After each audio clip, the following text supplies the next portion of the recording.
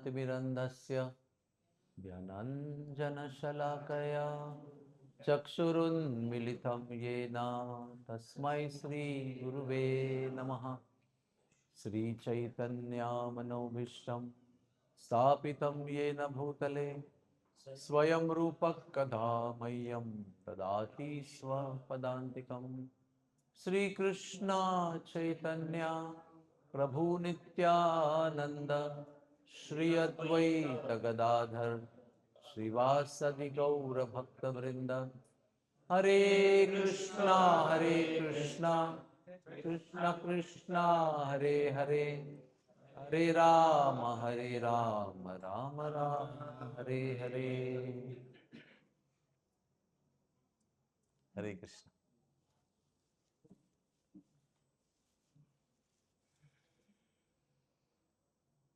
So thank you very much for taking out time to be together. Hare Krishna. Myself, I am Dr. Vivekananda Shanbag, also known as Vishwarupdas from my Guru's side. And I did my MBBS from Grand Medical College in 1985. Then I did my fellowship in palliative care from San Diego, California in 2007. And then I did my postgraduate diploma into psychological counseling in 2009. And currently I'm serving as Deputy Director of the departments of palliative care and spiritual care. From the beginning, I'm looking after spiritual care. And then 2007, I took over the department of palliative care also, after coming from USA. We are running a eye hospital, which we started just last year. We're running eye services in Barsana. I hope you know Barsana.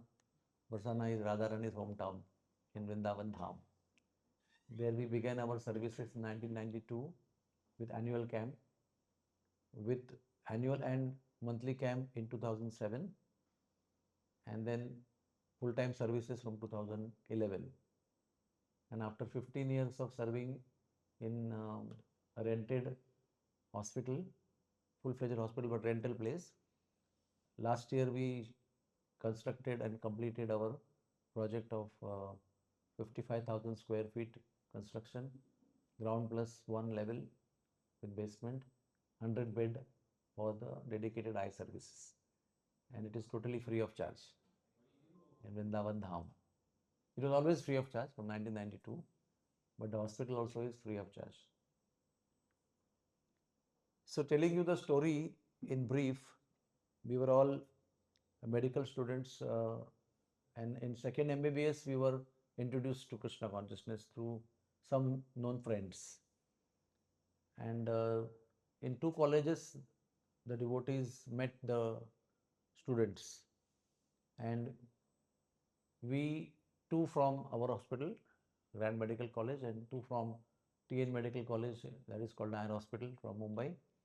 We used to meet in Juhu Temple on the weekends. And then we completed our MBBS. When we completed our MBBS, already we were chanting 16 rounds. And we gave up onion, garlics, non-vegetarian food, and tea, coffee, and everything during our second MBBS to third MBBS journey in 2 years' time. And then we completed MBBS, and then one senior devotee told us that now you should go to villages and serve the needy people. So we started doing that in 1986. And we did that for 10 full years. The format was like this: in the weekend, Saturday and Sunday, we will travel to a village which is about 100 kilometers from our base,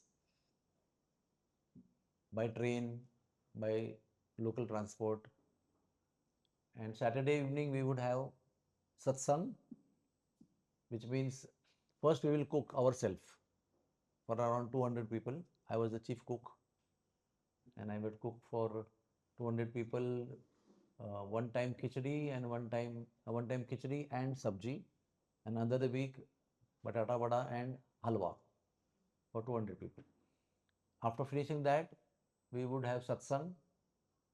That means we directly tell the people to chant Hare Krishna and tell philosophy. Sometimes show Ramayana serial. In those days, Ramayana was very prominently going on. And then we will dance in Kirtan with all the Adivasis. And at 10:30 in the night, we will feed them the prasad which we have cooked. So the previous day satsang. And then next day, morning, 5 specialties will come. I mean, we are all students, just completed our graduation and doing post-graduation. So medicine, surgery, gynecology, pediatrics and orthopedics. These 5 branches already we had among ourselves. So we'll set up a camp next day. All our wives will sit on the dispensing counter for medicines and dressing and injections.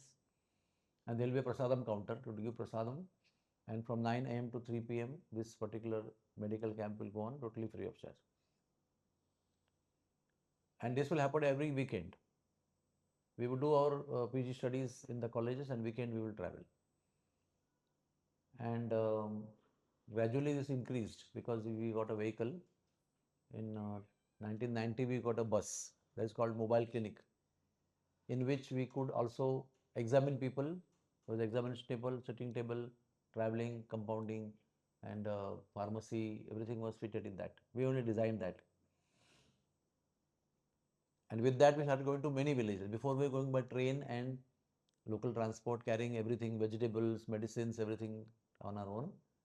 But then we got this vehicle, and with this vehicle, we were traveling from point to point, temple to medical, pharmacy, market.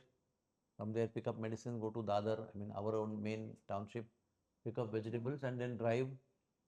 I would drive the vehicle also because there was no driver when the vehicle came. So for first 8 months, I was driving also 100 kilometers up one way. And then many villages we started going because we had no vehicle. About 10 villages we started covering. And then we came to know that um, we needed place for investigations for the patients. We needed place to get them admitted or sometimes get operated, or sometimes they needed ICU care also. So we didn't have that. So we would admit them in our colleges where we were studying earlier.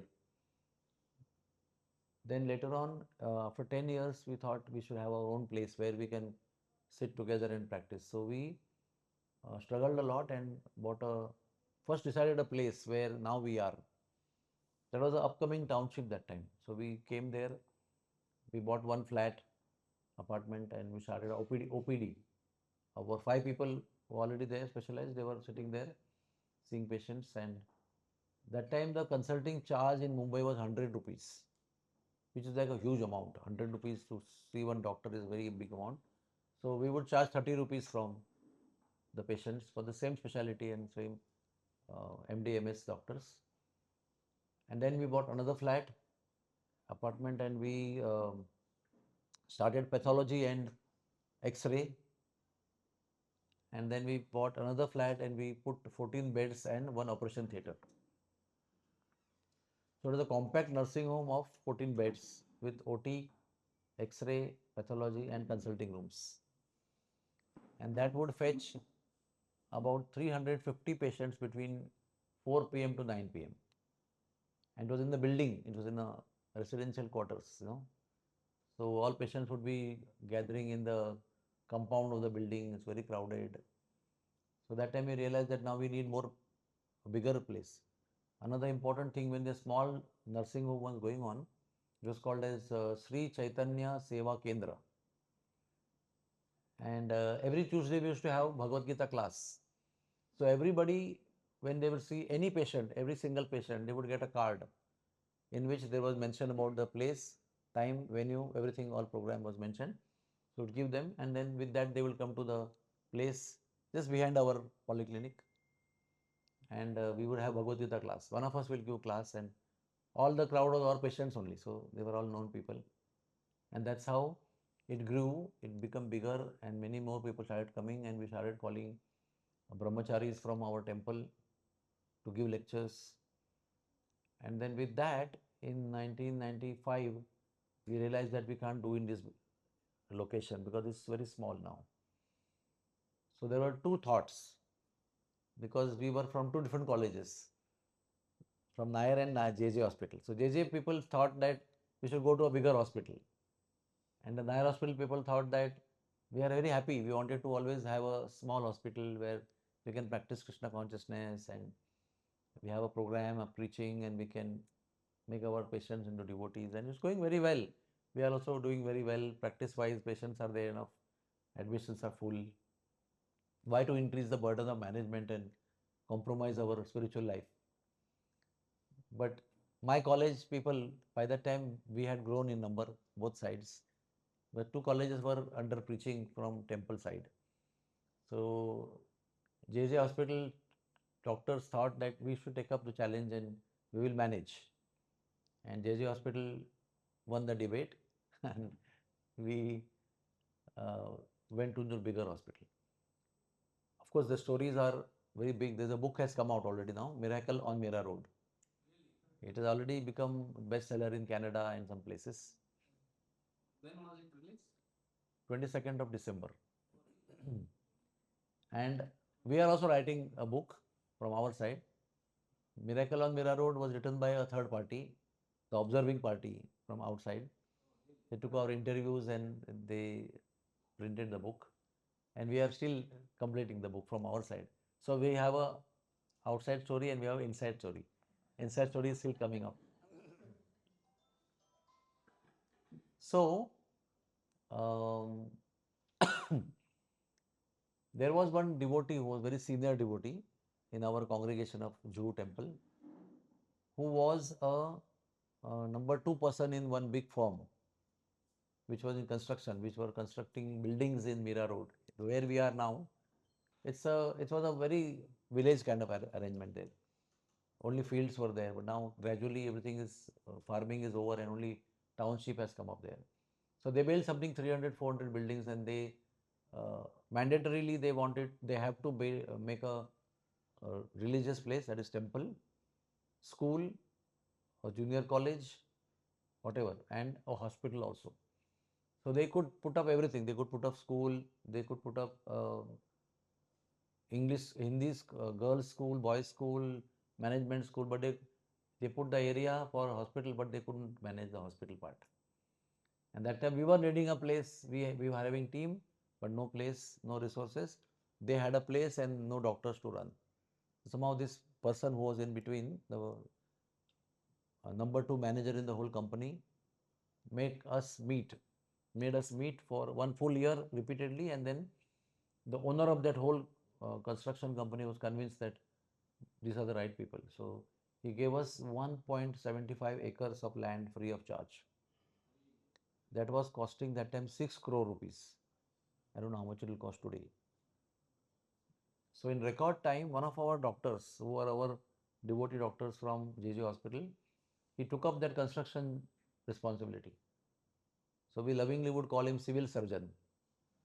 He was a general surgeon. He took up civil work.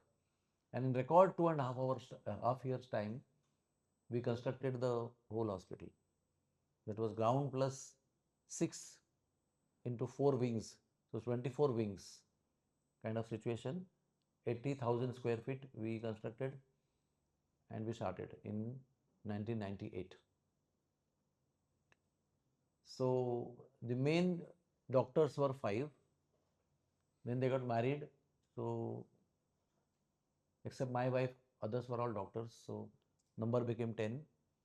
And with these medical camps, every time coming, going, bringing our friends, it increased our number because all the participants were very highly inspired and they also took up to Bhakti. Some of our uh, some of our teachers took up Bhakti. Like my professor, my surgical lecturer, two surgical lecturers, like that many people also took up and they all started coming to the camp. So the main principle was to um, distribute compassion.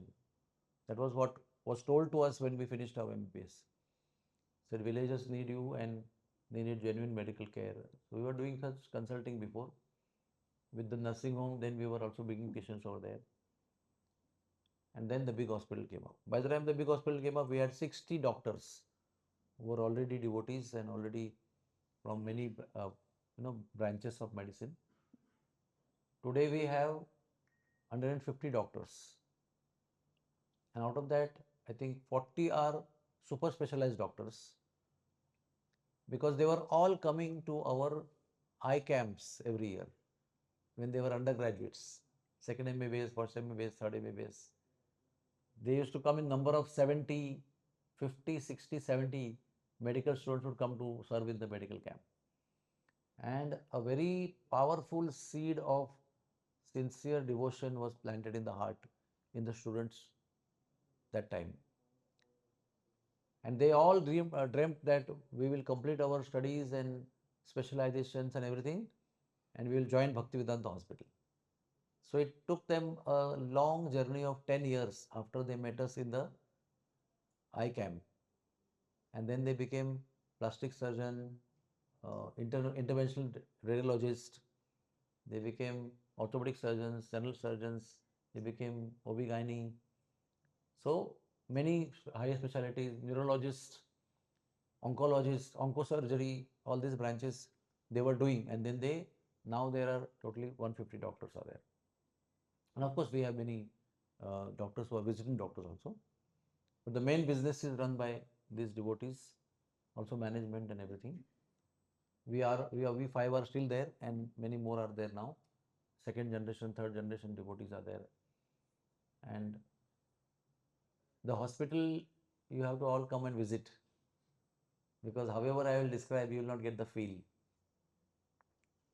There is something called as a general spiritual ambience in the hospital, which means like this, there are photographs everywhere in the hospital. You will, any wall you see, you will see Krishna's photograph.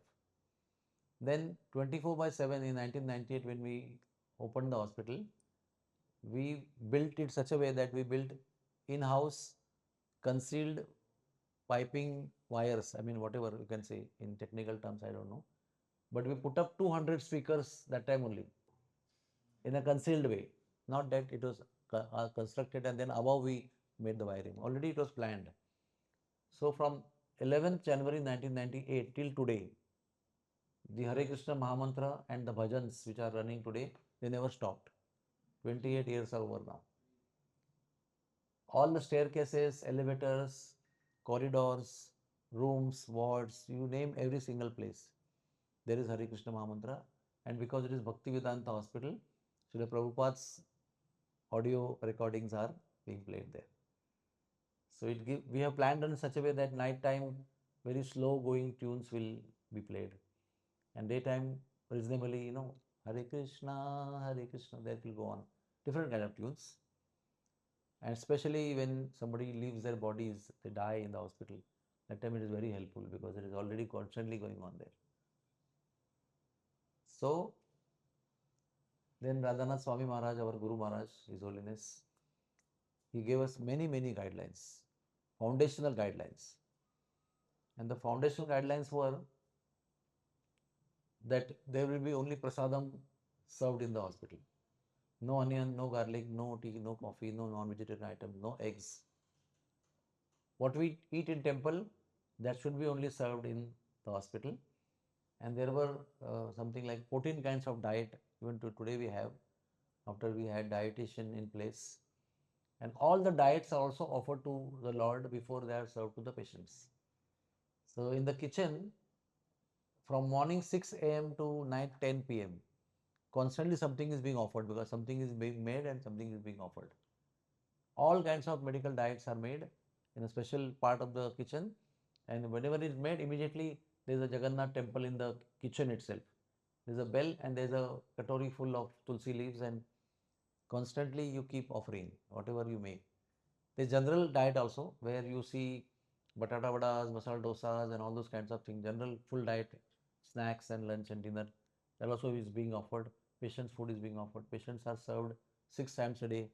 So everything is offered, fruits, milk, whatever you serve. You serve herbal tea. So that is a most important general spiritual ambience. One is the photographs for eyes and another is for tongue. Then Guru Maharaj told that whichever patients come to you in OPD, they must receive some prasadam. So a lot of research was done, what can be given, what is dry, what is durable, what is stable, what is not staining. So we decided to give besan laddus, which are small in size. Now they have evolved into now some sweet fried item called Shankarpali that we use in Maharashtra. Easy to make, easy to offer, easy to store in the bottles. So after every consultation, Hare Krishna and Prasad is given. So people will ask if you forget, if you're busy seeing patient, Doctor Prasad nahi diya aaj, you will give Prasad. Especially in pediatrics also, children will say, Mummy Prasad nahi mila. So like that. People are tuned now. Even Muslims, Christians, and everybody else who comes in the hospital, they also ask for Prasad. So it has become like a brand, you know. If you go to Bhakti Vedanta, you get Prasad. Then we were told that there should be no corruption in the hospital. That means there should be no malpractice, there should be no commission business. Because when we came into Mira Road, this was quite established, this kind of practice for referrals and everything. So we were very clear that neither we are going to give, neither we are going to take. So we were like boycotted by the local doctor community. And they used to spread news that you go there, you only die. You get admitted to die there, there's nothing else there. And lot of maligning was going on. But still, we developed our own clientele. And today, if you see, there are 1,500 people, there's a footfall in the hospital every single day. With no referrals of anybody, it's just walk-in patients. And then there should be regular cultivation of patients and inducting them into spirituality. Like Prabhuji was mentioning about the purposes why we should have a hospital. One is for Vaishnav Dharma Prachar. Second is to establish Varnashram. I will explain to you. And third is for Vaishnav Seva. 3 V's we established. So first is through medicine we should give people Krishna consciousness. Because when we are sick, we are very much prone to listening. If I meet a CEO of a company and if I want to meet him to give Gita or something, he will never give appointment to me or a very difficult time to take appointment from him. But if he comes to get hospital admission, he has all the time in the world. Then we can talk to him properly. So sickness is a kind of a very favorable psychological situation where we can talk about Krishna consciousness and discuss with the people, because they have to have time and they can't do anything else but sit in the bed for 24 hours for into number of days. That is one thing. And so that's why we, in our bed in the hospital, there is Bhagavad Gita, there is Back to God magazine, there is Prasadam distribution, and to suitable people we give mala also on the bed, because when they come, they have the acute illness, whatever, for which they are admitted. Those who come to hospital admission, they are always having something which can't be managed at home. So first they want to solve that if they have anything which is bothering them. When they settle down, from day one our spiritual care people will meet. The department was formed in 1998 only. The job is to meet people, and it's not like we give Bhagavad Gita class directly. It's not like that. You just go to them, ask them, how are you feeling today? Everything is all right. Can we do something for you? And then one temple will go to the ward. The temple is a small temple, mobile temple, which is very beautifully carved and everything. And Jagannath, Baldev, Subhadra is there in that. And our staff will carry that temple to each and every IPD patient and each and every OPD also, and staff also. So everybody will offer flowers and offer pranams, and they will go to ICU also, will go to many places, and their patients will offer flowers. We'll give them flowers, they'll put flowers. And in the month of Kartik, when there is Deepadan going on, we also will give them a ready-made lamp in the hand, which is also lit with fire. So, and sometimes they can't do that, we just hold their hand and also do that. Everything we do, but it is in their hand. Sometimes they can't reach the feet of the Lord, then we give them the hand and we will put in the temple where the Jagannath, Baldev, Subhadra are there. So this is what they will do in the beginning, and then when the patients become settled down, and we can understand who are favorable, who are interested, who ask questions, and who are not interested. Everything will come to know. So certainly we will categorize them. We'll write A, B, C, D.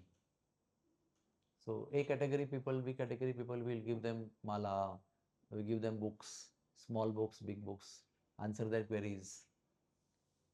And many people will come up with very difficult questions at times, which they are going through. That means when patients come to our hospital, they have a presenting illness, which makes them meet you and get admitted, right? But they come with a package of their family problems, financial problems, many problems they have in life, many other things than which are not medical. So when you, I mean, no hospital there are people who just go and ask you, how are you feeling? Everybody is either doctor, nurse, or a ward boy, or a ayabai, or whatever, plumber or electrician. They just come and do their business and go. No hospital has anybody who just come to meet you and ask you, how are you feeling today? Is everything fine? We can do anything for you. So that is also a opening of heart, and they feel very nice. And they don't pay for that. A spiritual care person meets a patient, inpatient or outpatient, they are not charged for that visit. While doctors visit, everything is charged. All the tests are charged, everything is charged. But the spiritual care is free. So that also touches their heart. Because we pay everything professionally to all the spiritual care staff. But we don't charge for their services to the patient. As much as all the beds are divided into nurses, right? The nurses, they know which beds they are attending to. Doctors go to their specialty only, but nurses will cover all the beds in the hospital. Each nurse will have 10 beds, 12 beds under her. Generally 6 beds average, but sometimes there is somebody on leave, then 10 beds. Like that, all the beds are divided into my department staff also. They also cover everybody every day, do the visits, and there is a protocol which we have made. 13 items are there which you have to do when they meet the patients. Maybe 4 today, 5 tomorrow. By the end of the admission, 13 items are covered.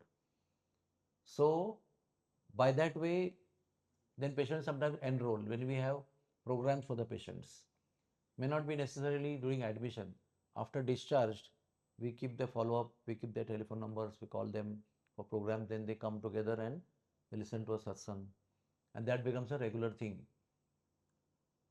Around 1800 people have become full-fledged ISKCON devotees in last 28 years. You will see a constant book distribution program going on in the hospital. Like the people will meet them and then introduce Bhagavad Gita. So daily I have a WhatsApp group where I get maybe 10 pictures, photographs every day where people are taking Bhagavad Gita, not giving gift, purchasing on the bed or on the discharge time. And there is something called as also cordial discharge. Cordial discharge means suppose today this patient is going to be discharged at 12 noon. General time for discharge, 12 noon. So that time our people, because they are also divided into the beds, so the spiritual care person will know that my patient is getting discharged today. And at time of discharge, the spiritual care staff will go, bring the patient. First they will finish the formalities of payments and everything. Then they will bring the patient to the temple. And there, like I was given a arti plate just now, three lamps and some flowers, everything like that. One beautiful plate is made, it is lit and is given to them. If there is a baby patient, then mother and baby will do together, or if the adult patient, then adult will do arti of Jagannath, Baldev, Subhadra, which are in the main temple. There are two temples in the hospital. One is what do you call Stavar, that is stationary temple, and one is mobile. Mobile temple goes everywhere, and one big temple is there where big deities are there. So they are brought there and they do arti, then they give some prasadam and they go away. That's called cordial discharge. So out of 100, at least 75 to 80 people we do the discharge like that. But some people go in a hurry, they don't have time. So average 75 to 80 people are always going to temple, offering the pranam to Lord, arti to Lord, and going away. It's a very, very heartfelt event, a successful event that has happened till now. Then there are many names are given, Premanjali, and various programs are given names where Bhagavad Gita is taught, and the Sanskriti on Monday evening, Premanjali once in 15 days, and then there is the journey of self-discovery, a 3-day weekend, 2 hour per day program. Before it was 6 days, 1 hour per day. Now, for practical reasons, it is 3 day, Friday, Saturday, Sunday, 2 hours, 6 topics are covered. What we taught is Bhagavad Gita course, journey of self-discovery. And all those patients who are admitted, they are all enrolled. So you cannot believe that when we hold this program once in a month, 70 to 80 people register. And then there is a sequence in that. When we make them undergo this course, then they will give or get also more books in that, some basic books. And after that is the advanced journey of self-discovery, which is every week from that particular filter. Suppose 80 people come, then many people register for the advanced course. By the time they complete advanced course, they are already chanting 4 rounds, 5 rounds, Hare Krishna Mahamantra. Then they are put into mentor system, which we only have developed. So they will be registered as a mentee in a particular mentor, and the mentors are doctors only in the hospital. And then they will be 2 years in the mentor system, where they are taught something like 16 topics of Krishna consciousness in a systematic manner, developed by the temple, awarded to us, and we will teach the mentees this program for 2 years. By the time in 2 years they come up to 16 rounds, those who have come to 16 round Hare Krishna Mahamantra chanting and undergone the full training, then they become counselees in the counselor system. And the counselors are everywhere, all over Bombay, everywhere. Many are there in Bhaktivedanta hospital also, senior devotees. So they graduate to counselor system by the time they are 16 rounders, and then they are trained to get Diksha from a particular guru, and they become initiated.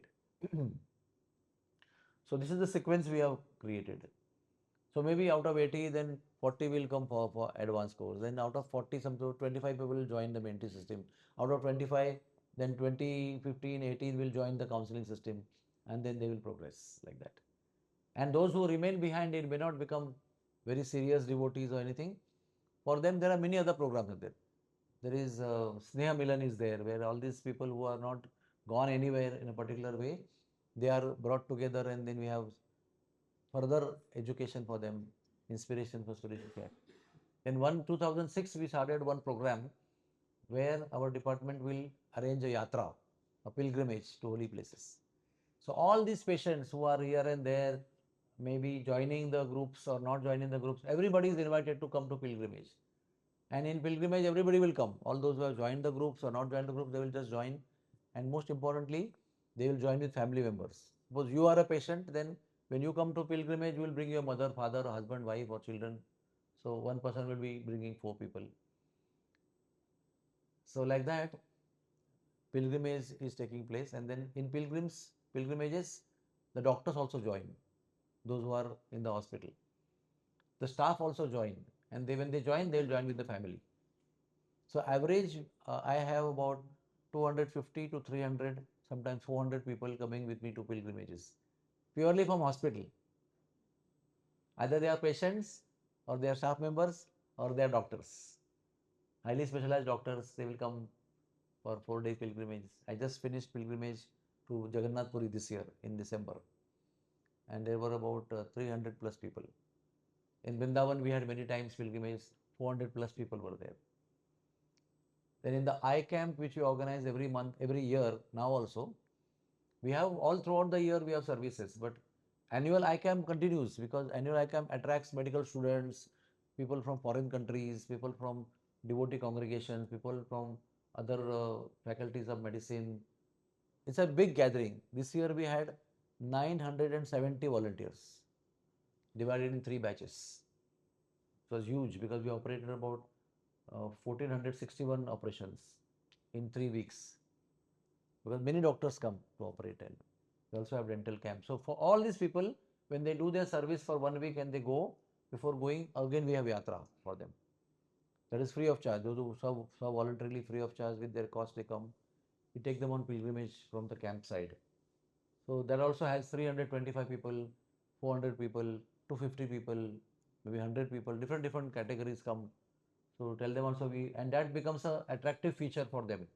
They come, they serve the patients free of charge, and then they go on pilgrimage visiting holy places. And in the hospital, we do it once in a year in a big way. And there are some mini yatras. Mini yatras means only weekend, 2 days, Saturday, Sunday. So Pandharpur, Nasik, which are close by holy places, we take our staff members. And there is a very good response is there because people want to go weekend short trip. And those who can come, they come for bigger yatra annually also. It's all paid. Yatra is not free. They pay for that, and it's not no profit, no loss arrangement.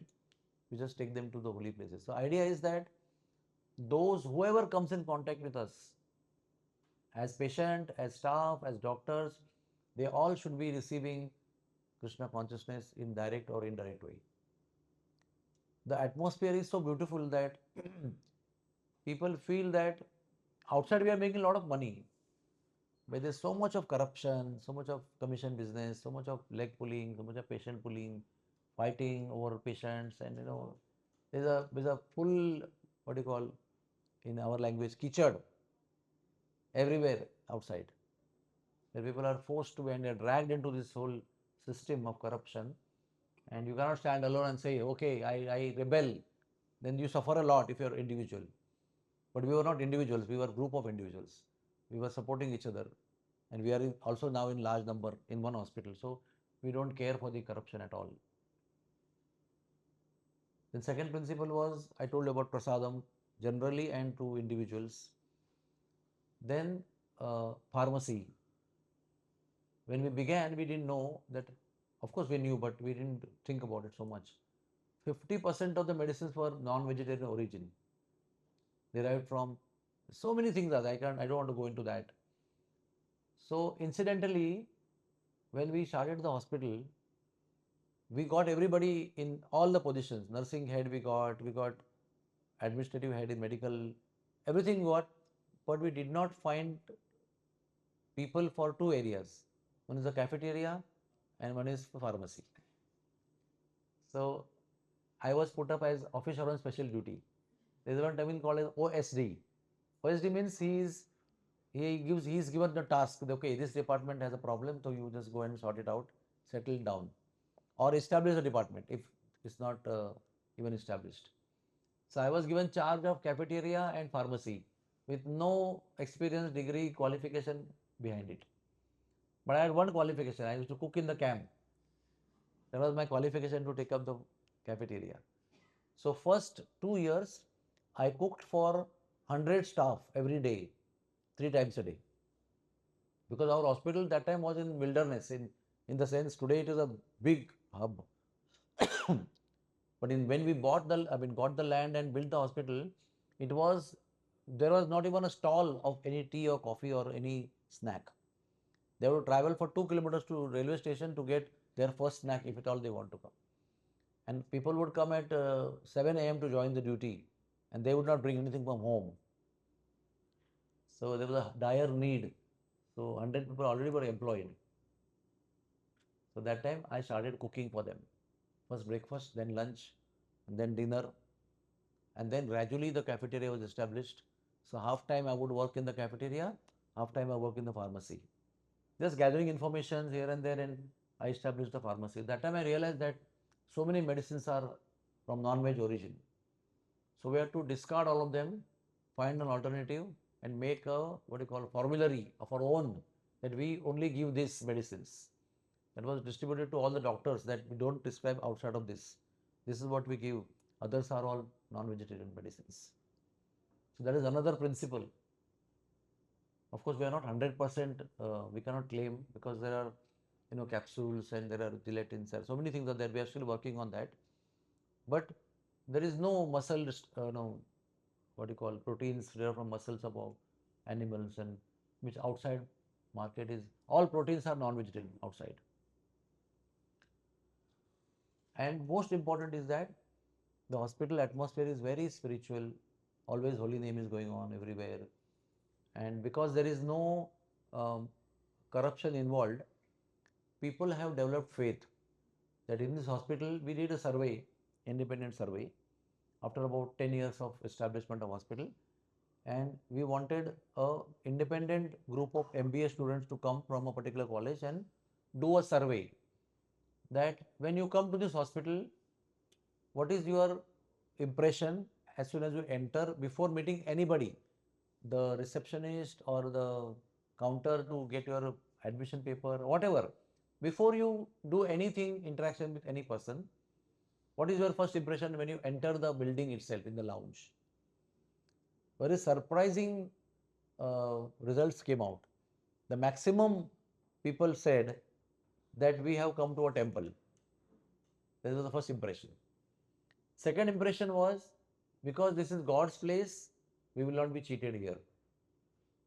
And the third impression was, because it's God's place, we will get cured over here. Without even meeting anybody, so-called devotee staff or devotee receptionist or devotee doctor, nothing like that. Just entering the building. So that is the collective effort of all the staff members. May they be practicing spiritual people or they may not be practicing spirituality in their life, but the collective honest working atmosphere results into giving the subtle impression in the heart that I will get cured here, I will not get cheated here. So you can't say that it's only efforts of all of us devotees or founder doctors. It's not like that. Everybody is included in that. Because when we take interview, we have made a booklet where we introduce ourselves. Where are you entering? Because they should not be shocked. Oh, I didn't know tea coffee is not available. Oh, I didn't know onion garlic is not available. Oh, I didn't know they don't serve eggs here. I didn't know this. I didn't know that. So all things are very clearly communicated to them. This is what we are. We don't force you to become Hare Krishna devotees. You are not supposed to put tilak and come to job. It's not necessary. You can take up if you like as staff member, but you will never be forced to become a devotee because you're joining a Hare Krishna hospital.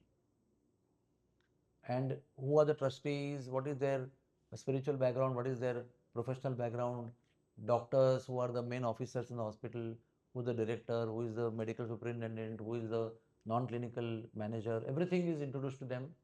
There's a 2-day program of induction which we designed ourselves only, which we call as spiritual orientation of Bhaktivedanta Hospital.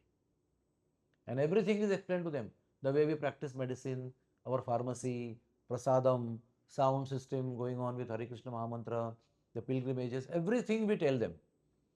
If you are too intimidated, then you may not join the hospital. Some people may feel this is like a very difficult hospital. I can't even drink tea here, which is like, wow, tea, I can't even drink tea here. But we are like this, if you like, join. And I don't think in the past when we opened the hospital, some people will get scared and leave. But today, the hospital has become 330 bedded, multi-speciality. I think except heart transplant and liver transplant, everything we do in the hospital. We have got radiotherapy, we have got MRI, we have got CT scan, the latest 364 slices, we have got 10 USG machines, latest, we have 2 cath labs, 1 IR lab, we have CVTS, we have what not, kidney transplant, everything is there. So now it is like a brand. So now there is a rush to join the hospital. Before we were new, so they would choose. So by default now, those people who are hardcore non-vegetarians and hardcore whatever, they don't apply only because they know, market knows that what we are. So only now, fortunately, we have very favorable people who may not be actually following Hare Krishna culture, but they are very conducive, very favorable to our situations.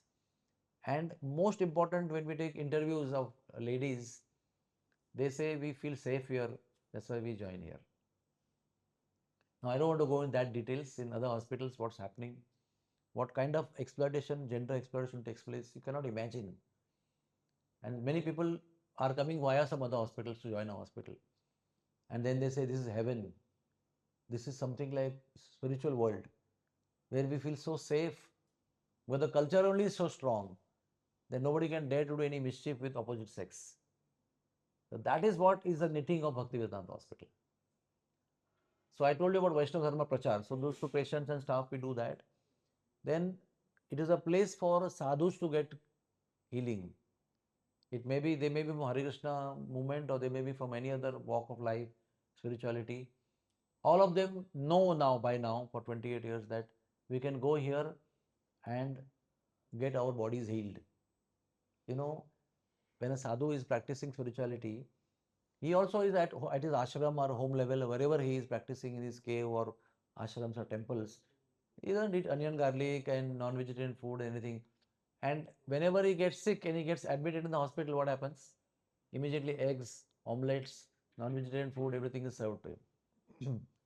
So it's like a contrast situation. They are living a normal life. Suddenly they have to go to a situation which is very painful for them spiritually. But just to get healed for their ailments, they have to tolerate this.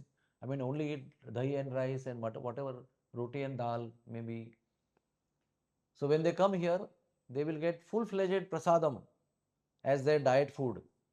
And all their spirituality, what they are practicing when they are normal in health, is maintained when they are sick in their health.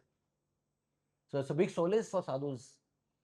So we receive sadhus from all walks of the life and all over the world, especially from ISKCON also. Because one of the sadhus who is guru now in ISKCON, he was admitted to Jaslok Hospital in emergency. He was visiting our Radha Gopinath temple in Chopati, and Bhakti within the hospital is 50 kilometers from there. So you need to plan to reach there. It's just not by chance. So in emergency, he was admitted to a close by famous hospital, almost like a 5-star hospital. So my Guru Maharaj went to meet him as a god brother, and lunch came. So my Guru Maharaj said, so let me see what they are offering you lunch.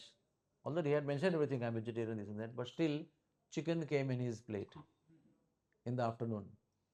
Instantly took discharge. By the time he was settled in his gastroenteritis, so instantly took discharge and drove all the way to Bhaktivedanta Hospital, and remaining days he spent in Bhaktivedanta Hospital.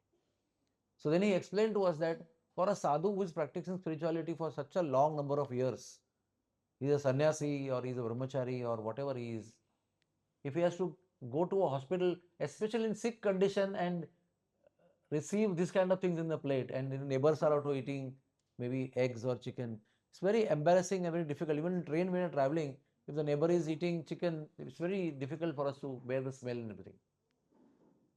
That's why Vaishnav Seva is one of our biggest goal. Many brahmacharis, sannyasis, practicing spiritual people, they come to hospital to take treatment. And the third thing which I said is um, Varnashram. Okay. I'll explain to you what is Varnashram and how we are practicing Varnashram in the hospital. Varnashram typically means engaging people into their skills for earning livelihood. And everybody of us has some skill, right? We are all doctors, we are medical people, we are nurses, we are pathologists and paramedicals. But otherwise, there are people who have some skill and they need to earn money, and they are very happy if they get job in their own skillful areas. So Bhaktivedanta Hospital is engaging people into earning a legitimate livelihood in a Krishna conscious pure atmosphere. I'll also word safe and Krishna conscious atmosphere. This is called a definition of Varnashram. You are respectfully earning your livelihood with there is no corruption or no malpractices. That is one thing. It is safe for you to be there and work and earn your livelihood, and also your skills are engaged fruitfully there. So there are two kinds of skills in the hospital. One is medical skill, that means you have variety of specialties in doctors and nursing in categories like that. And there are non-medical people who are like plumbers, electricians, drivers, cooks, and so on forth. Spiritual care, they're all non-clinical branches. And many people are needed, as one of you, he's IIT, I think, engineering background. So we need managers, we need finance people, we need HR people, we need so many people, we need medical admin, general admin. There are so many people are there. So all of them, they can work there, they can practice Krishna consciousness if they are Krishna conscious, or they can work in a very pure, safe atmosphere if they are not practicing Krishna consciousness. But the atmosphere is very conducive, very encouraging, and so by that way, one gets a dignified place to work and earn their money and make progress and make careers and retire in that place. So our motto is that you join us when you are young and you retire with us. So attrition rate is not so big in nursing, because there is always attractive packages available all over the world. So nurses leave, but we have got half the population of nurses we are steady for last 20 years. And youngsters are always looking for going abroad or going some other places and going to downside to earn larger amount of money. Family needs are there. Many people are getting married and leaving. Nurses also get married to go to other states of India. So Varnashram is engaging people as per their skills into the activities to earn their money in a dignified, in a legitimate and non-corruptive manner. So now we are employing 1800 employees in one institute. In the meantime, when we were growing, we also opened many other centers. Now today we have 14 hospitals. Not as big as Bhakti Hospital in Mumbai, but reasonably big hospitals like 45, 50, 100 beds hospital. And there are all 14 in number. Two are in Mathura district. One is hospice cum hospital in Vrindavan, and one is the eye hospital in Barsana. And rest all are in Thane district, and they are all scattered in very poor areas and Adivasi areas. And they are mostly charitable. We charge money, but we charge 20 rupees, 30 rupees, which like today in village also is small amount of money. And anything big happens, then we bring them to main hospital. And we have a charity wing where another principle which Guru Maharaj gave us, that nobody should be denied any medical treatment just because of lack of money. Anybody who comes in emergency in the middle of the night in the heavy rain situation, other hospitals if you go in Mumbai, it's raining cats and dogs in the middle of the night, 1 o'clock, and the patient is serious in ambulance, but the patient is held in the ambulance for 20, 30, 40 minutes till they arrange 50,000 rupees deposit or they are sent to the government hospital from there. So crucial time is lost in discussing, and then unless they pay 50,000 rupees, they will not be admitted.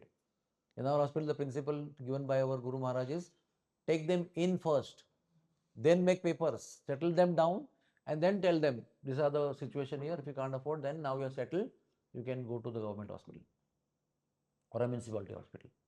But nobody will be denied treatment just because they don't have deposit to pay and they are like let to die. Nobody is ever denied medical treatment because of money. And we have another department called as Share Your Care Department. That department is a very unique department. You will not find that department in any hospital. This department is only meant to serve and create charity for poor people. So you will be very happy to know we began with 30 lakhs a year. Now we do 4 crores of rupees charity per year from our hospital. Because if they are not affording to pay, if they are undergoing bypass surgery, for example, 3.5 lakh rupees in economy class. I mean, common man cannot afford. If I get a bypass requirement today, I have to also arrange funds. And what about people who are very poor or laborers like that? So we don't deny that. We have tie-up with many institutions outside, like Tata's, Bajaj, and many big companies. They have CSR, and we have tie-ups with them. We give them application with case paper, and they fund, if not fully, at least partially. And sometimes 2, 3 companies together will fund one patient. So there's a full-fledged activity going on in one department. They are fully busy into scrutinizing the papers and reserving candidates and applying for them and following up and then interviewing and getting the money and paying the bills. Sometimes patient get discharged and then the funding comes. It's a huge activity, medical social service. And ours is not just it's a spiritual kind of services where people are given spirituality also at the same time. They are not many places what happens when a poor patient comes, he is treated very badly because he's like begging money for treatment. Here, because of being spiritual hospital, we are taught that don't do indignified behavior with them just because they don't have money and they're asking for money for supporting their medical treatment. Give them as much respect as you give for any paid patient. And we have a charity wing where we go out every day. Every single day we go out, do medical camps in almost 100 villages in our district, in the remote areas up to 100 kilometers driving every day, seeing patients there, treating them free of charge there and bringing operable patients from there, especially in the eye and other branches. Admit them, treat them free of charge, operate them free of charge and send them back and drop them to their village also.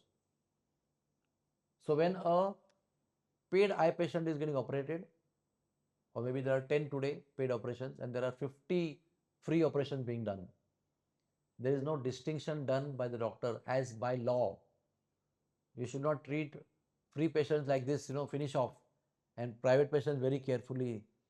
Equal quality of treatment of protocols are being followed for all the free patients and all the paid patients. That difference is made only because there is spirituality. There is no money that decides the quality of treatment that we receive. Even in the free eye hospital, right from 92, the principle was that no compromise in quality will be done with any free patient in the village as much as we do in Mumbai. If they were to come to Mumbai with payment, what we will do for them, the same thing we'll do for them in village free of charge. So spirituality matters over here. How we approach, how we deal with the patients and what we do with them. So this is like I gave you the brief outline of what we call ourselves as hospital with a difference. Because Guru Maharaj told us very clearly that we are not here to add one more hospital to the number of hospitals in the city. There are much more bigger hospitals with bigger facilities and bigger super specialties and high-tech arrangements. Now everything is becoming computerized, digitalized, or AI now lately. Everything is, all medical care is becoming like that. So we don't need to add one more money-making machine in the market. But what we want to add is an institute with difference, where everything is different for good, keeping people in mind and treating people as people, not as client or not as a customer. Nowadays, the whole industry is becoming to customer oriented, and they talk about how many beds we have in the city. So we have 1500 beds. Our group has 1500 beds. That group has 2000 beds. That's how they talk. And it's becoming a corporate institution. And they don't call any more patient as patient. They're talking as customer or a client.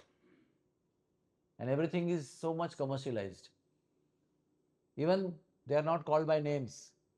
They're called as, we know, na? His appendix, his typhoid, his malaria, bed number 9 is, you know, I mean, this is like we are taught like this in the colleges. When we were studying in the colleges, we were taught, what about your appendix? What happened to appendix? What happened to that typhoid patient? As if it's a name. But by principle, we are taught in Bhaktivedanta Hospital to call each and everybody respectfully with their name, with Mr. or Mrs. or Auntie or Uncle, whatever. Call them by name and treat them by name, not by their disease. This is a very different approach altogether. And as doctors, we don't feel bad at all to talk about, address the patient as appendix or MI or, jaundice or whatever, hepatitis. It's like normal. What is the big thing about it? We are here to treat people, na? So why we should go into names and everything? And so many things are there. But that makes a lot of difference. An American patient came to the hospital and our medical superintendent walked with him for 10 minutes to understand him. He said, in America, even if I paid thousands of dollars, not one doctor or not one manager will talk to me 10 minutes walking with me. Because everything is money oriented. His time is money. So when our hospital, our medical superintendent talked to him in the veranda for 10 minutes discussing with his situation, he was so overwhelmed. Not because he was a devotee or he was a devotee, he was just a normal American person. So there are such many differences in the hospital that we have created so that it doesn't become a money-making machine. It's an institute which transforms your life. That's what we are trying to gain in the hospital. One of the 5-6 objectives in the hospital, one of the objectives is that the atmosphere in the hospital should be such that everybody should be inspired to take up spirituality in their life. Not by forceful preachings and compulsive situations. Of course, we are compulsive in the sense of not serving non-vegetarian food. That is, if you are in Bhaktivedanta Hospital, this is what you will get. You will get diet also according to that.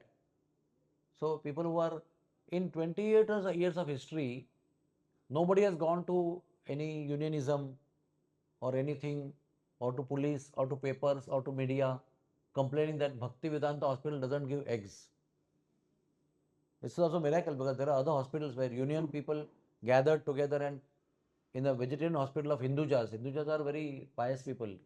They opened a big hospital in Mumbai, and Hindujas, the employees got together, joined a political party, and fought with Hinduja management in the courts and forced Hindujas to serve eggs into the hospital. It could very well happen with us also. We are not something extraordinary. But till today, no patient or no staff or anybody has not gathered to fight with us for the basic culture of the hospital. This is Krishna's mercy, I would say. We are not extraordinary to become foolproof from that point of view. So there are many situations like this.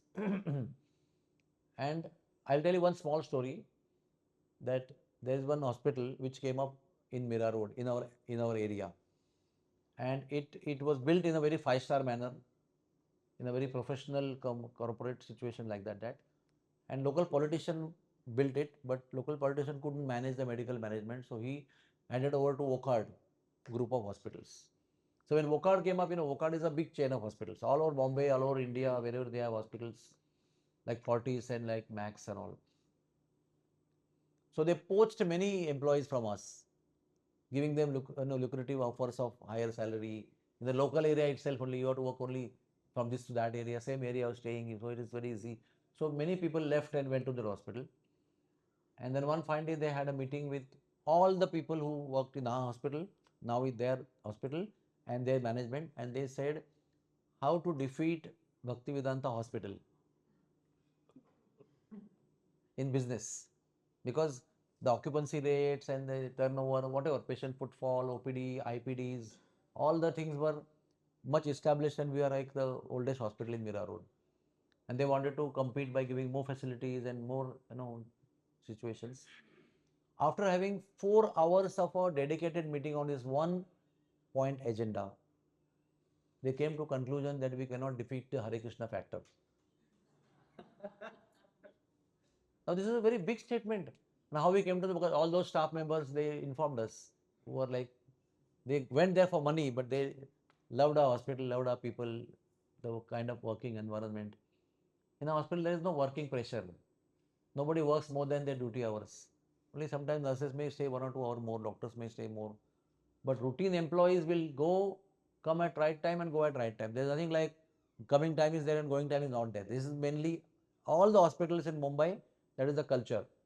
You have coming time, but going time is not guaranteed. You have to stay there as long as the boss tells you to stay. So that is not there in the hospital. Plus there is no harassment, there is no gender harassment. There is nothing of that kind. It's a very holy, religious, beautiful atmosphere with festivities, with festivals, celebrations, with cooking together, celebration together, going out together. A very beautiful family atmosphere is there. So they went there because of the money needs. So they informed us. So what is the Hare Krishna factor? What does it mean? Hare Krishna factor means honesty, genuine treatment, no extra treatment required just to make money, no corruption, no commission business. And people know all these things, by the way. They may go to a doctor outside, they know. All the system patients know today. Don't think patients don't know. They're just helpless. They can't break the system. That's why they are helplessly following. But they know half of the money will go here, half of the money will go there, everything they know. So that is the Hare Krishna factor, the goodwill that patient, the clientele, the outside people have developed in their heart. And that is what is most important in medical practice. The faith that the people should have on you.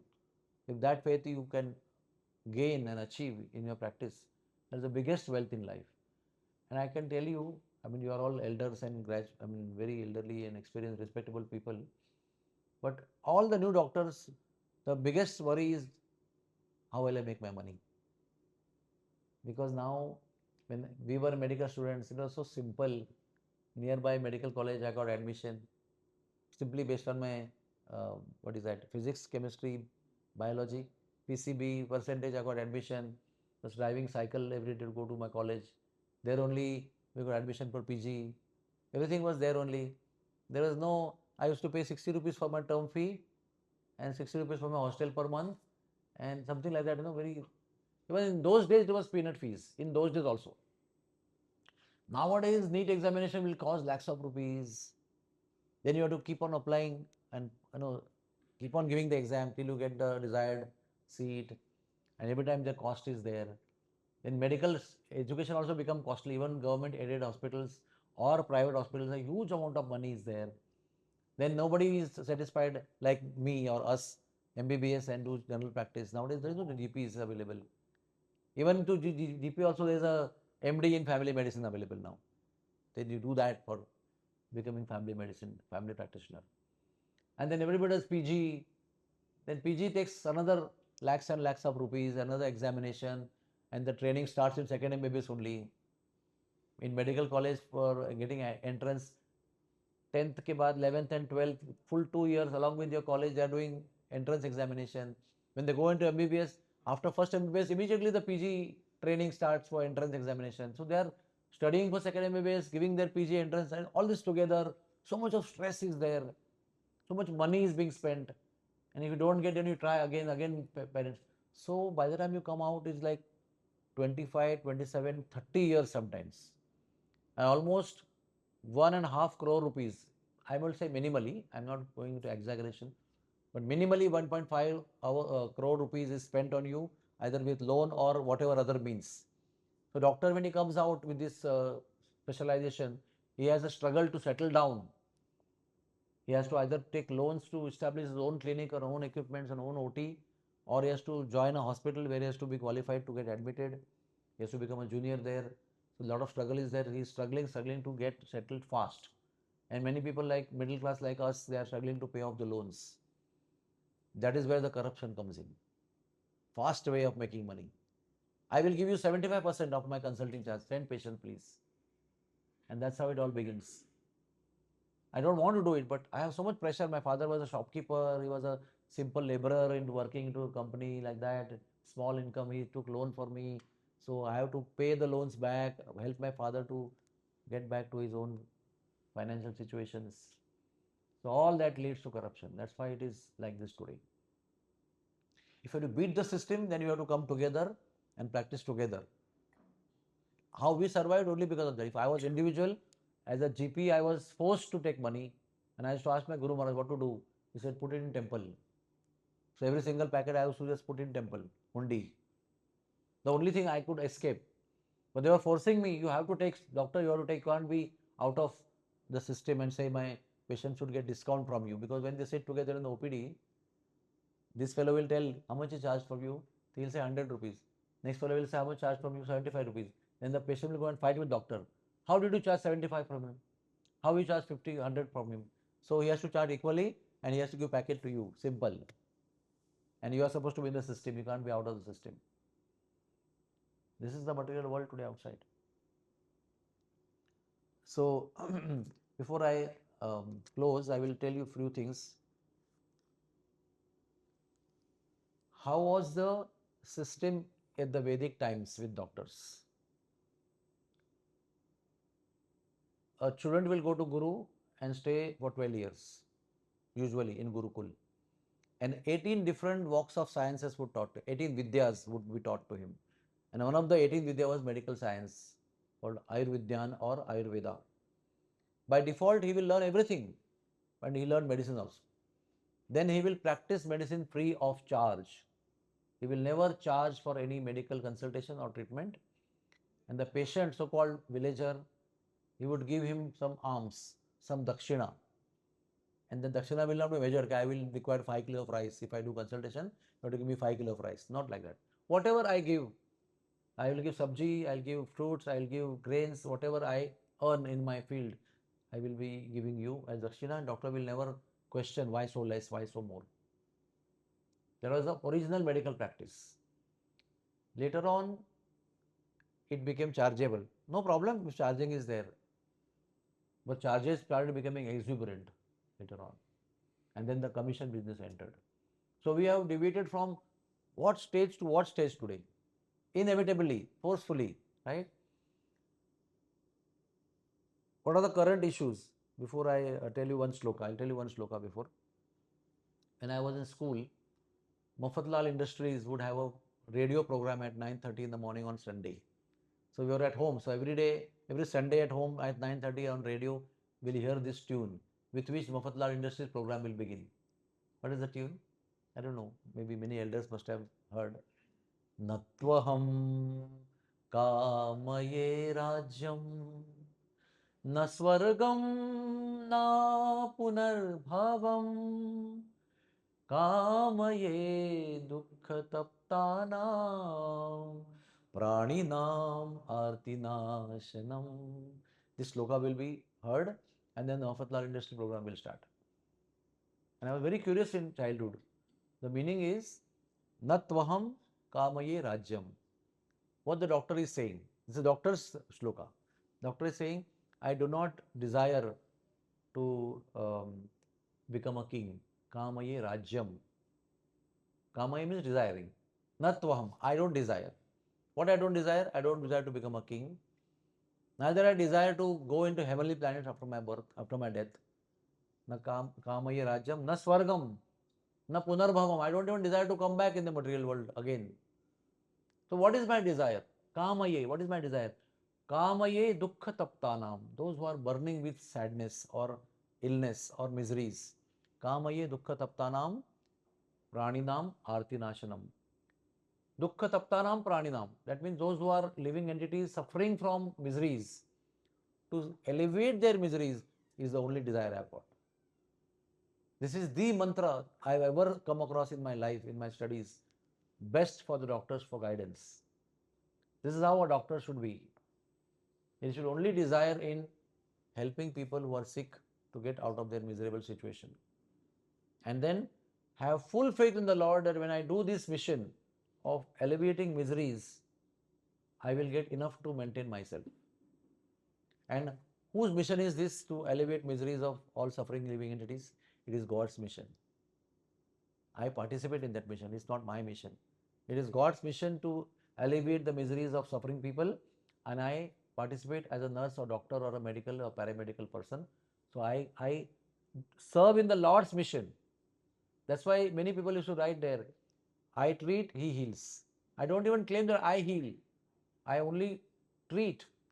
And healing or not healing is his business. But I serve him in the mission of healing people who are in miseries.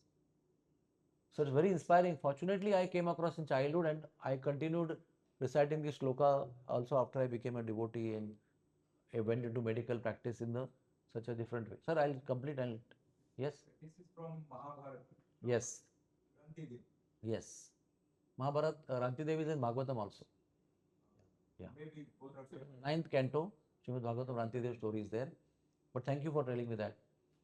So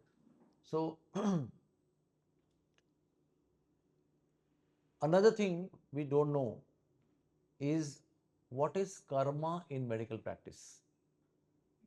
And I think all the doctors should be taught this, what is the karma implications while doing medical practice. I'll give a small example to you, which is a very practical example. Suppose there is a thief. Nowadays nobody robs. In the childhood people used to rob houses and break locks and everything, expert in opening locks and all. Nowadays they do cyber crime. Sitting at home on computer they will steal your banks and everything, right? But in the olden days, people would climb pipes, drainage pipes, and enter the window and open the cupboards and uh, tie people with their cloths and mouth and everything. They would do that. So suppose somebody is a proper thief like this, and he is expert in climbing pipes and galleries and backside of the buildings and entering into windows and all. And suppose while doing this, one time he falls and he fractures his neck femur. So what did he do? He comes to a hospital, to orthopedic surgeon, and as a doctor, we are not trained into asking, are you a thief? Are you a smuggler? Are you Atankvadi? Are you this? Are you that? Are you anytime connected? Like you apply for US visa, all these questions will be there. 55 questions will be there. Are you connected to any terrorist organization? Are you carrying any weapon business? Are you dealt in drug business anytime? Are you participating? There are unimaginable questions which you never dreamt in life that you could be doing, but you have to answer no, no, no, no, no. So we don't ask them, how did you fall down? So he would say, I was climbing a ladder and I fell down. He would not say, I was climbing a window of somebody's house and I fell down. So then what we'll do? You'll put a plaster and you will follow him up. Or sometimes you may put a nail and put a open surgery and operate, and then he's admitted in the hospital. So while he is with you, he's not doing robbery. He's a very nice gentleman. He's sitting, taking your food and medicines and then he's discharged after 1 week after surgery, and then he comes back after 6 weeks, and you either remove the rod or keep the rod in the bone only, and you make him fit, and after that you train him physiotherapy so that he goes back into his muscular power and he gets back into normal his muscular power. And then what he does? He starts his same business again. Now I have a simple question to you. When he will do robbery after getting cured, is the doctor responsible for his karma or not?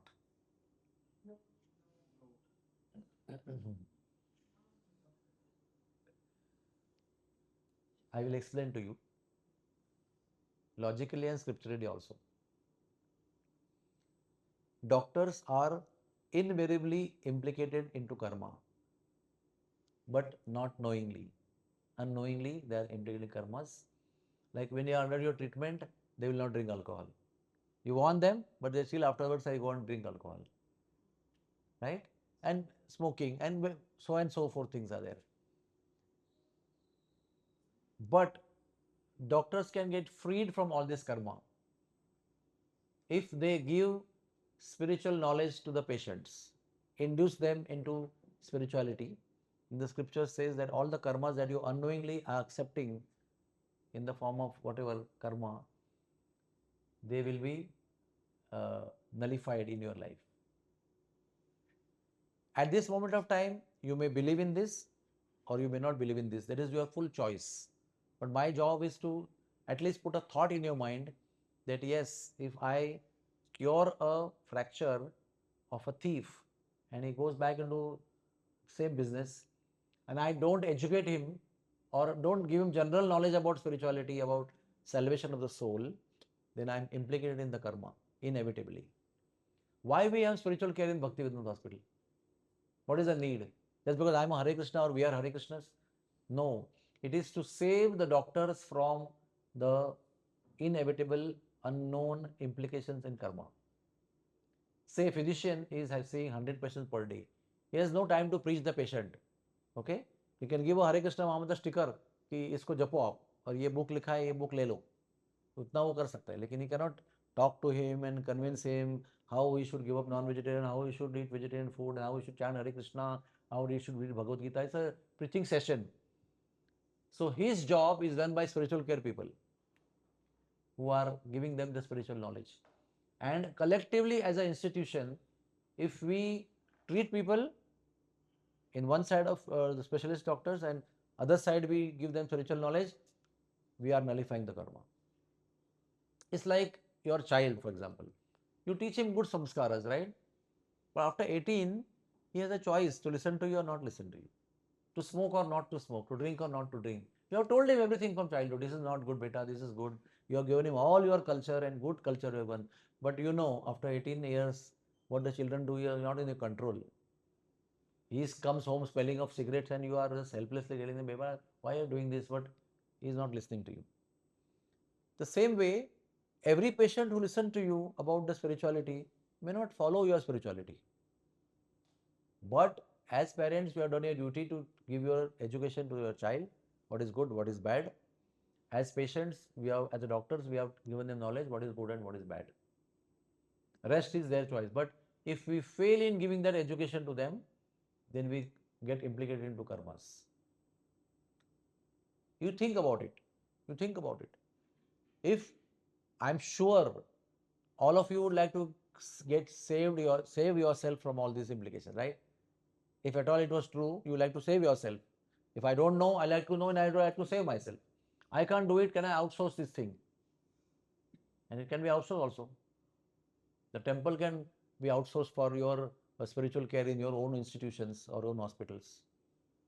You can decide to not serve non-veg, decide not to serve many things in your hospital. And people respect that because they don't come to eat non-veg in the hospital. Please understand, you're not a 5-star non-veg hotel or restaurant. You are a medical institute. They come to get their disease cured. Right? Very simple. I am a good doctor. I give you good treatment. So I don't mind not eating non-veg here when I am with you. When I go home, I'll do whatever I want. But I respect I want you to treat me, sir. Please, whatever you say, I'll do. Yes, you don't serve tea, coffee, sir. I don't mind. I'll go home and drink tea afterwards. But first, cure me. So we can capitalize on that and develop a culture in the hospital. Like today, before maybe some patients were criticizing, क्या ये hospital में अंडा नहीं मिलता है, चाय coffee नहीं मिलती है, कैसा hospital है? But today they accept us the way we are, and more footfall is there of patients. If they just hated our culture of no non-veg and no tea coffee, they wouldn't have come to us. But why they are coming in more numbers? Why there is clientele increasing and turnover increasing every year? Because people come to you for treatment, not for enjoying five-star food, what you are providing there. So let us develop that as our main stronghold, and then people will follow you. You can make a trend, and people will follow your trend. And we have done that. We were like a revolutionary hospital by not giving tea coffee also in the hospital, and everything to. We also tell people we are offering every food to God, and it's all prasad given to you. Nothing is hidden there. We are not trying to induce you in spirituality unknowingly, trying to convert you unknowingly. There is no conversion there. It's only open conversation with staff and patients. That's it. And people respect you for that, as long as they are getting cured. What they are more interested in not eating non-veg with you in the hospital, but not getting cheated with you, not getting exploited by you financially in corruption business. That is what they are more interested. And once they come to know this hospital is not like that, they don't mind no tea and no non-veg. Well, we are not going to their homes to tell them not to eat non-veg. We'll educate them from medical point of view, but we will not force them that घर पे भी नहीं खाना है. That we don't have right to tell them also. So this is one point I want to touch. And then what is the current issues with medicine? As I told you already, huge fees for studying, coming out with huge burden of loans and financial hard pressure for earning money fast. Many years of hard work, then come into corrupted system. And then what is happening? Pharmacy people are forcing you to write their medicines. I know I need only 4 medicines to give my patient, but I make a list of 15 medicines because pharmacy is pressing me, giving me commission. Then I know this patient requires 2 days stay, but I will make him 5 days stay in the hospital because he will not leave unless I give him green signal. And I know if I increase my stay, it's good. Then there another way is there. If there is too much load of patient, then I will try to vacate people as long as possible, as early as possible, go home and put new people, because that is more turnover is more money. This is another side of the story. We'll provide home care to you, but you discharge. Our nurse will come and give you IV to you, and doctor will come and see you in the night. RMO will come and see you, check your BP and everything. Third thing is, when patient is undergoing normal delivery, can go under normal delivery, but he will say, you go cesarean because I am not available in October, I am going out and your delivery is coming that time, so you plan cesarean. And so much scare they are creating in the minds of people that the wife will say, husband, dekho, I am not going to create second child, it's only one child and I don't want to get into all this mess, better go for cesarean. So 5,000 rupees bill, of course I don't know exactly, maybe 5,000 rupees bill will go to 30,000, 40,000 rupees. And 3 months of morbidity at home, can't lift your bucket for 3 months, right? And then more tests than necessary. तो ऐसा बोलते हैं ना कि एक बार अंदर तो आ जाओ हॉस्पिटल में, आपको सारा डिपार्टमेंट घुमा देंगे. You go to pathology, you go to X-ray, you go to MRI, you go to CT scan, and a huge bill is created, and you are told that nothing is wrong with you, everything is fine, all reports are normal. And you also, because you have money in the pocket, you feel ki, let me go through all that. That is, I'll come to know on this date I was all right. My X-ray was all right, my scan was all right, my USG was fine, my MRI was fine, everything. I'm so happy to know after spending 50,000 rupees that I'm fine. And doctors are waiting for that. Because they have target, if I buy a MRI machine, I need to have 10 MRIs every day. Otherwise, machine will not sustain. It will not be feasible, it will not be viable. So there's a calculation after buying 364 slice CT scan latest I have got, but if I don't do 10 CT scans per day, it will be a loss. What about AMC? Lakhs of rupees AMC is there per year. So many biomedical equipments are there which are running on AMCs and which are crores of rupees sometimes costing.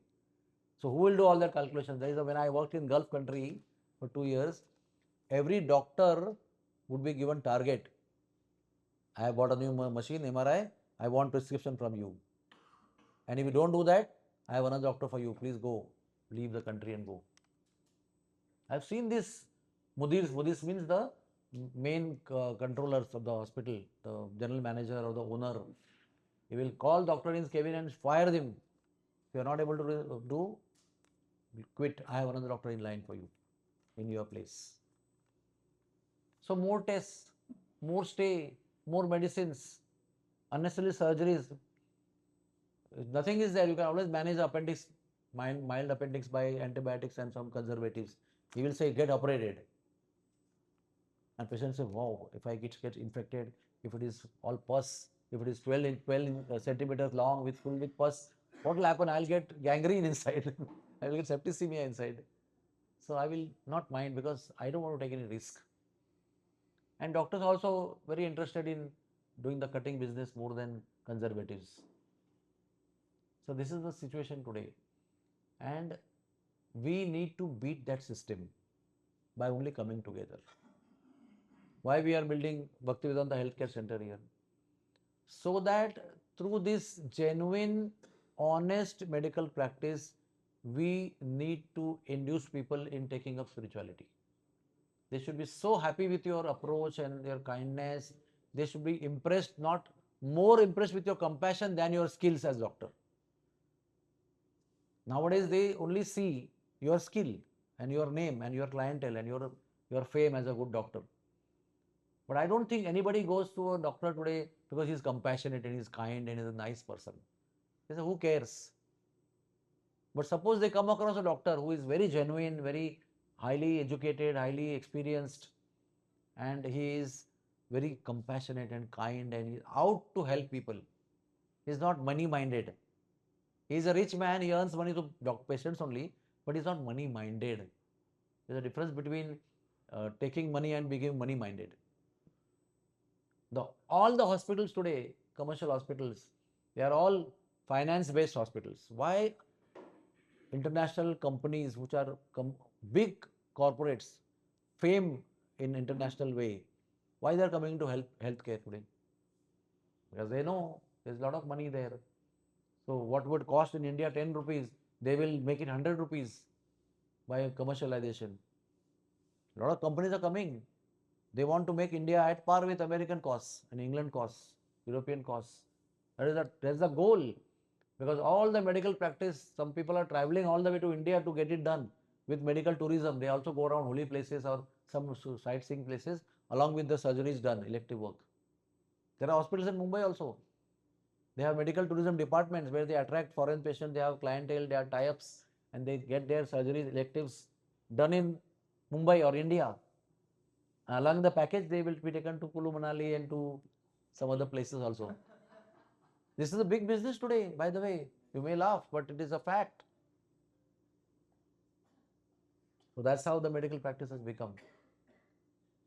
By becoming Vedic, we will gain more trust of our patients. At one time, doctors would be an inspiration to young students in school. My family doctor was an inspiration for me. He would be called in marriages as an honorary, very respected guest. He would be garlanded. He would be treated. He would speak in marriages. In some social events, he will be chief guest. And he will have hundreds of patients morning, evening. And I would always dream that I want to become doctor like him. Not because of his clientele. The aura that he carried was so divine. He had skills, he had experience, he had everything. He had business also. But more than that, he was known as a very compassionate and kind person.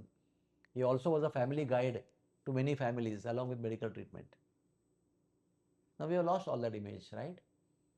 So getting back to Vedic situation or Vedic status, people would call doctors as gods. Nowadays they beat doctors. For a little bit here and there, they start burning the hospitals, and it's a major thing today. It's a fear.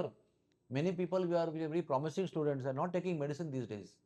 They want to go to other branches because who wants to get beaten by people? For all the hard work and sleepless nights that you spend in curing people, and after that even patient dies after that, you get beaten up over that.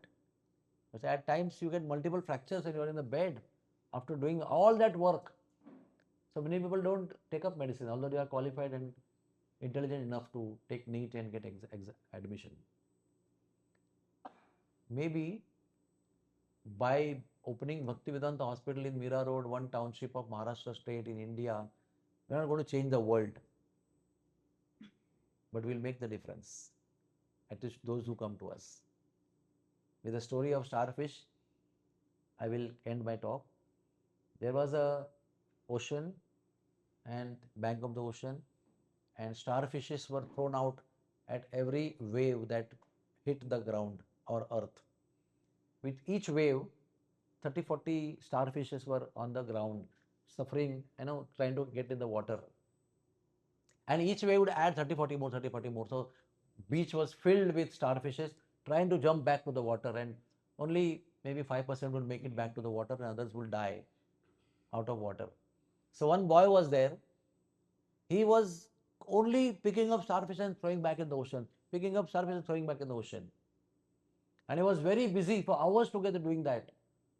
And he was able to only maybe put 10% back in the ocean, or maybe 20% back in the ocean. 80% would still die, even if he is working so hard. So one passerby, elderly person, asked him, "Why are you wasting your time? What difference is it going to make?"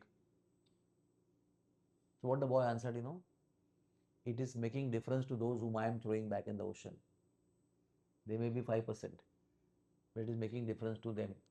My capacity is to make difference in 5%, and I am doing. If all of you join me, maybe we can throw all the starfishes back in the ocean. You are walking by, but you're not joining me. If you join me, maybe we'll double the difference. So similarly, by opening Bhaktivedanta Hospital and running it for 28 years now, and having 14 branches and multiplying the services and all these things, we are not still going to change the world drastically, but somewhere the flame which we have generated will give light to some places, inspire to make another flame like that, lit by our flame. And that also is good, no problem. Because Kali Yuga, fast growing Kali Yuga culture, how we can claim that it will change the world and make it into Ram Rajya? Yeah, concept is good, lecturing is good on that Ram Rajya, but doing something is different, right? It is all the mercy of our spiritual master, his spiritual master Srila Prabhupada, and the philosophy, the lifestyle that they have given us. We have been given the opportunity like this. Individually, none of us could have made the change. All our parents were fully ready to give us our place for clinic, for nursing homes. All fathers were ready to place us. They had already saved and bought the places, and you have to just go and join and start your practice. And there was pressure from family side. We have done so much. I am a income tax officer in an income tax company, and I have been saving for years together for your nursing home. When are you going to join the nursing home? You're all time going to camps in the villages. You are a fool, number one.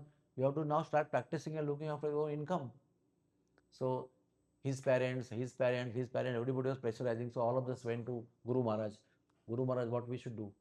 Our parents are hard-working, middle-class people. They have earned money and they have got places for us, and they want us to join. So Guru Maharaj said very powerful line that time, which has even today edged in our heart. He said, everybody of you individually will become very successful doctor, of which there is no doubt, because you are such nice people, genuine people, you are devotees, you are principled people, you are following some regime in your life. So when you go into practice, you will become good doctor and you will become successful only, so there is no doubt. Individually, you all will become successful.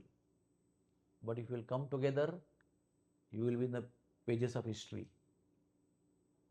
And that's how all of them joined Bhaktivedanta Hospital when it was under construction. But pressure is pressure, parents have.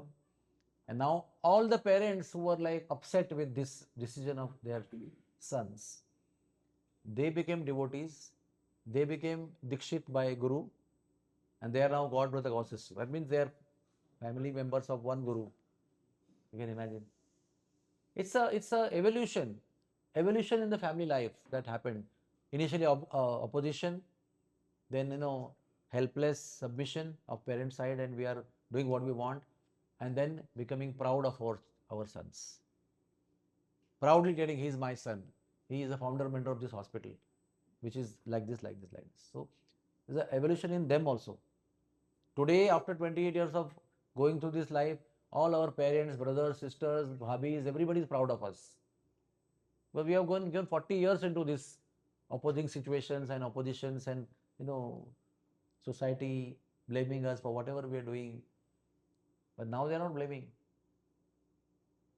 So we have to take up some challenge. Nothing great is going to be easy in life.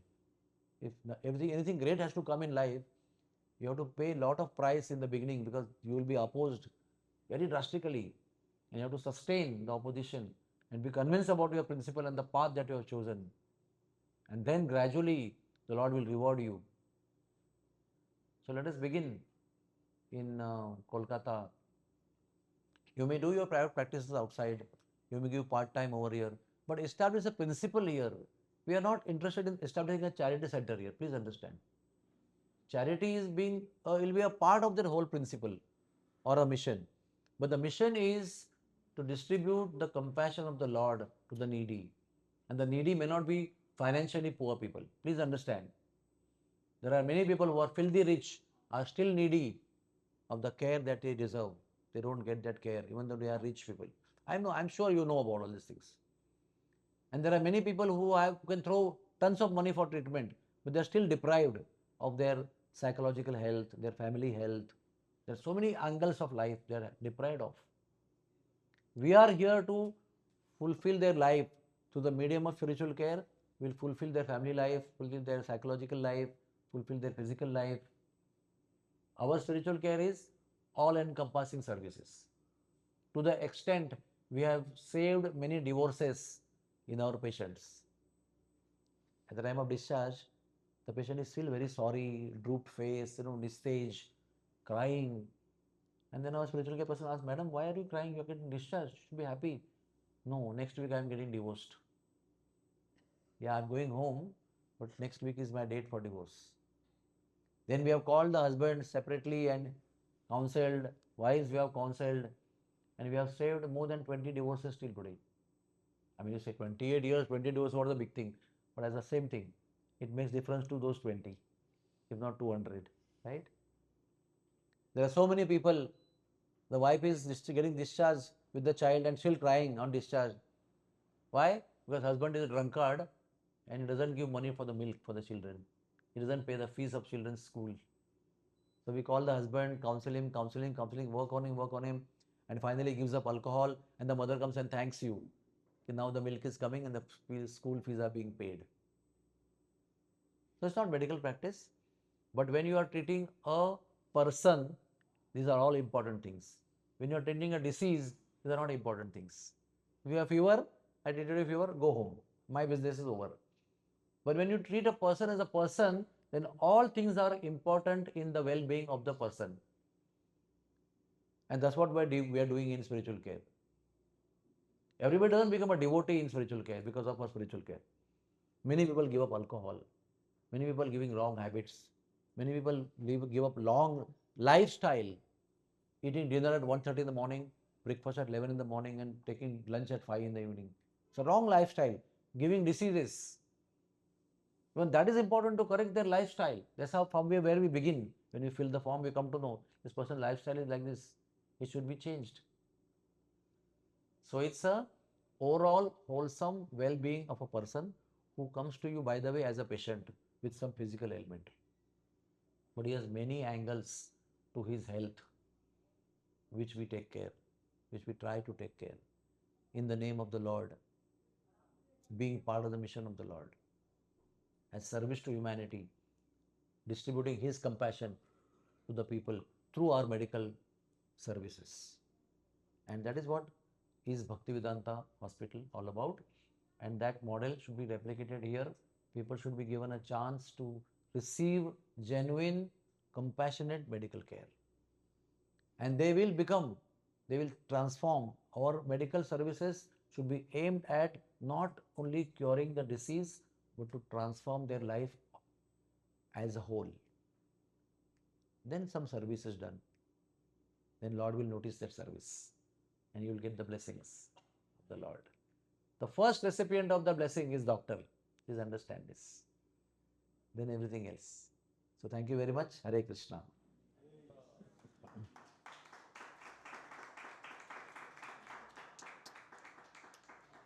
So now, please ask questions.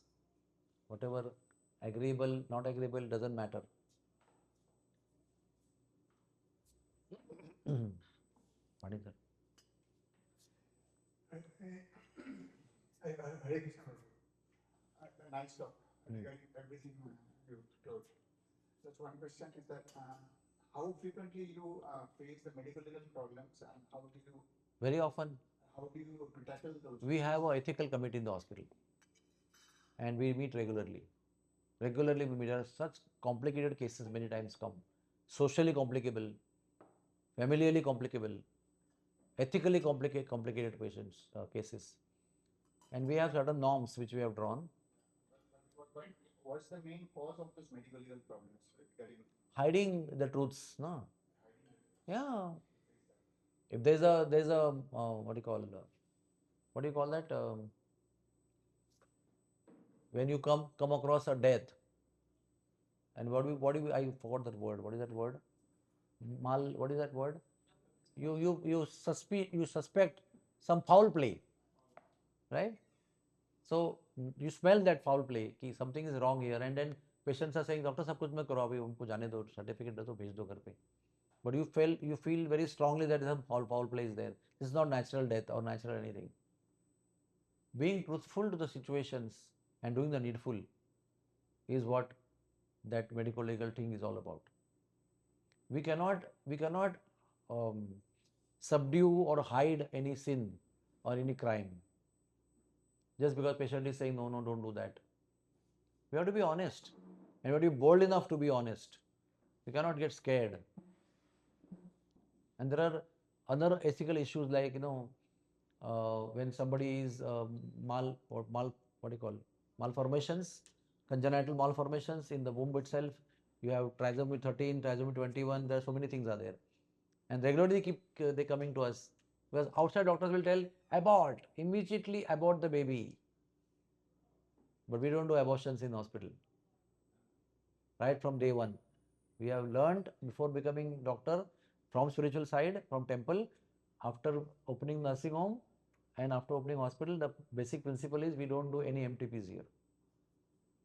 Only when the mother's life is convincingly in danger, proved medically, the mother will die because of the child, that time only we do. And I tell you, in 28 years, not one MTP you have done on this ground. If at all, if this was theory, we should have come across some theoretical evidences. Na? Okay, 5 cases we did like this. Not even one case we have come across. All the cases are because of figure, or because of financial reasons, because of mother-in-law doesn't want, they don't want a girl baby. There are so many, 51 reasons are there. But we say, we don't do it. So they will say, if you don't do it, tell us where to go and do it. We don't know. Because when you guide them, we don't do it, you go there, you also implicated in karma. Out of 8 people who are implicated, one of the person who is guiding you, he do it, please. Mother-in-law is telling, go and do it. From that it starts. Yes, sir. Nice talk. Yeah, you were talking about some dietary, non-veg, consumption of drugs, no? Non-veg drugs. So, apart from dietary supplements in drugs, that could be coming from animal origin. Yeah. What are the other common drugs which are used in practice? They are non-veg. That is how the medicine is today. Even the research is done, killing so many animals, armadillos, and so many animals are there. So somewhere we are helpless. But what is our approach is we try our best. We will keep trying our best. Now I am not at the level of research when the medicines are being invented or discovered, right? They are coming with more and more antibiotics, more and more things are there. They are researched on animals and so many things are there. And animals they have to die only basically to get your research successful. But in modern medicine, at large extent, we are helpless. But where we can prevent, we should prevent. If I can have an alternative for this, I must have. If I don't have an alternative and it's life saving, I don't have choice.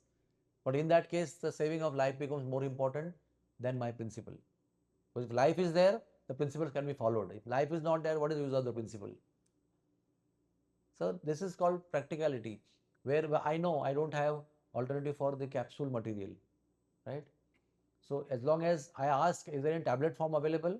Like for example, vitamin D, cholecalciferol, 60,000 units you have to take once in a week. So one is oil based, one is tablet based, and one is something else, right?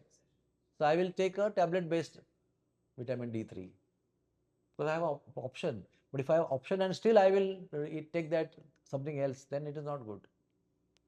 So one more research is going on in the hospital to find out alternatives for a particular drug from non-veg origin to veg origin. There are people who are having veg capsules and they keep filling the, what they do for their gurus. They take the capsules, they empty and they fill into a vegetarian capsule and they serve their Guru Maharaj. Of course, that we can't do for everybody in the world. But that effort is being taken care by some people are doing that. There is some vegetarian capsule source available, but not in the mass way, the way we are buying medicines in bulk. That much resource is not available. They are derived from the intestines of calf, which many of us don't know.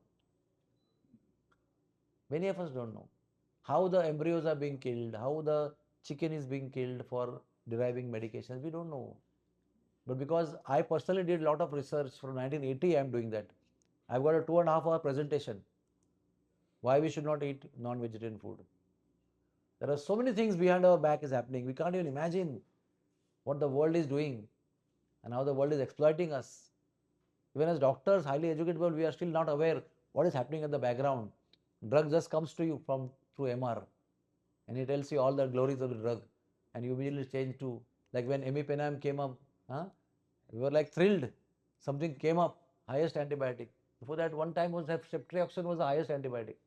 The topmost antibiotic was ceftriaxone. 100 milligrams IV was the antibiotic. Today, where it is in front of imipenem. So when that came, we were never asked, how did you do research? How many animals were killed while coming to conclusion that is the best one or coming into market or licensing it? As a doctor, we just take the next medicine, that's all. Because we want to save our patient. But then everywhere there is karma. Everywhere. See, you cannot escape that karma. Whatever you may believe, may not believe. That's the first thing it is said. If you want to save the karma of doctors, first thing doctors should chant the holy name of the Lord. Because holy name of the Lord has the power to eradicate your known or unknown karmas. Second, induce your patients to accept spirituality while chanting the holy name. Whatever spirituality they can take up, they may not take up Hare Krishna immediately. It may take time for them, 10 years sometimes. But at least begin the process somewhere on the spiritual path. By doing these two things, first save yourself, then save others. That's why the foremost need is for the doctors to become devotees. Why is that? Not because I'm a Hare Krishna preacher. I'm a doctor myself also. I have studied scriptures and I have come to know that the only way we can save ourselves from multiple known or unknown sinful activities and karma connected with that is by chanting the holy name. Padam padam yat vipadam natesham. At every step there is a danger here. And every step there is a possibility of acquiring a sin and suffering for the sin. That is our predicament because I'm a doctor, I'm dealing with life. I'm not a mechanical engineer dealing with machines. I'm dealing with life. The life is also coming with karma. I'm also with karma. When we come together, we create more karma. So we have to get out of this karma cycle once and for all. That is why first save ourselves by becoming a devotee and then help people as much as possible. You can't claim that I will convert everybody who comes to me. But I will give that opportunity to everybody. My job is to give opportunity to everybody. They can't say, you never told me. No, I have told you. Whenever you came, I told you. My system told you. My spiritual care department told you. You never took it seriously. Now you are taking it seriously because you are now in danger of life. Where is God? My God, where are you? Yes, we have told you that time only. That is how you can save yourself. Yes, sir. Prabhuji, this is where nowadays these HPMC coated capsules are available, which are hydroxypolymethyl salicylate capsules. No, not non-veg. They are not knowledge. And many more companies are coming up with that option HPMC. HPMC quoted, and many patients are asking us that please write vegetarian capsules. I don't take vegetarian capsules at all. So the awareness is growing. Yeah. And another very surprising thing to say, I'm taking the name, Dr. Reddy of Asian Institute of Gastroenterology, Hyderabad. He came last year for our Family Physician Association. He came all the way from Hyderabad, our seminar, annual seminar, and he presented one thing which most of the people were not aware of, at least I was not aware of. He told that he is introducing capsules and made of stool, filled up with human stool, Oh. human excreta, Huh. and that is importing, and he's getting a lot of funding from all over the world, and he's importing from Africa, Nigeria, and all the countries, and he is feeding it to his patients. He's doing a research. Acha. Huh? Gut microbiome. Gut microbiome, changing the gut microbiome, microflora, and he is feeding, and he was very proudly describing it. But we are not asked to allow we are not allowed to ask the questions. But he is opposed. All the people are opposed to this gobar. Glycoma, which let us say is pure. But they are feeding their patients human excreta. So at least we should all be aware. I will tell you some nice thing, huh? Which is very revolutionary, and research is still pending for that. I mean, that's why I don't claim the authority that this is true, but the research is going on. Some of our friends who are Ram devotees and some Ramanandi Sampradaya people are into that research, because they have found out that cancer, whichever cancer, there are multiple hundreds of cancers are coming up. All the cancers are rooted in large intestine. How? Because a particular bacteria, group of bacteria, they colonize in large intestine. And when you don't sleep well, when you don't take care of yours nicely, we are under stress all the time, the phagocytosis at night time doesn't take place, and all these unwanted bacteria, they start colonizing in different bacteria in different parts of intestine, large intestine. And at one opportune time, after many years of, how the Atangwadis, what they do, one, two, three, big gang comes up, then they start showing their effect. Then they manifest as breast cancer and brain tumor and whatever, hundreds of cancers. So one research tells that if you process cow dung and inject that cow dung into your large intestine through the anal route, then these bacteria are destroyed. That is why there is the importance of Panchagavya in the Ayurvedic science.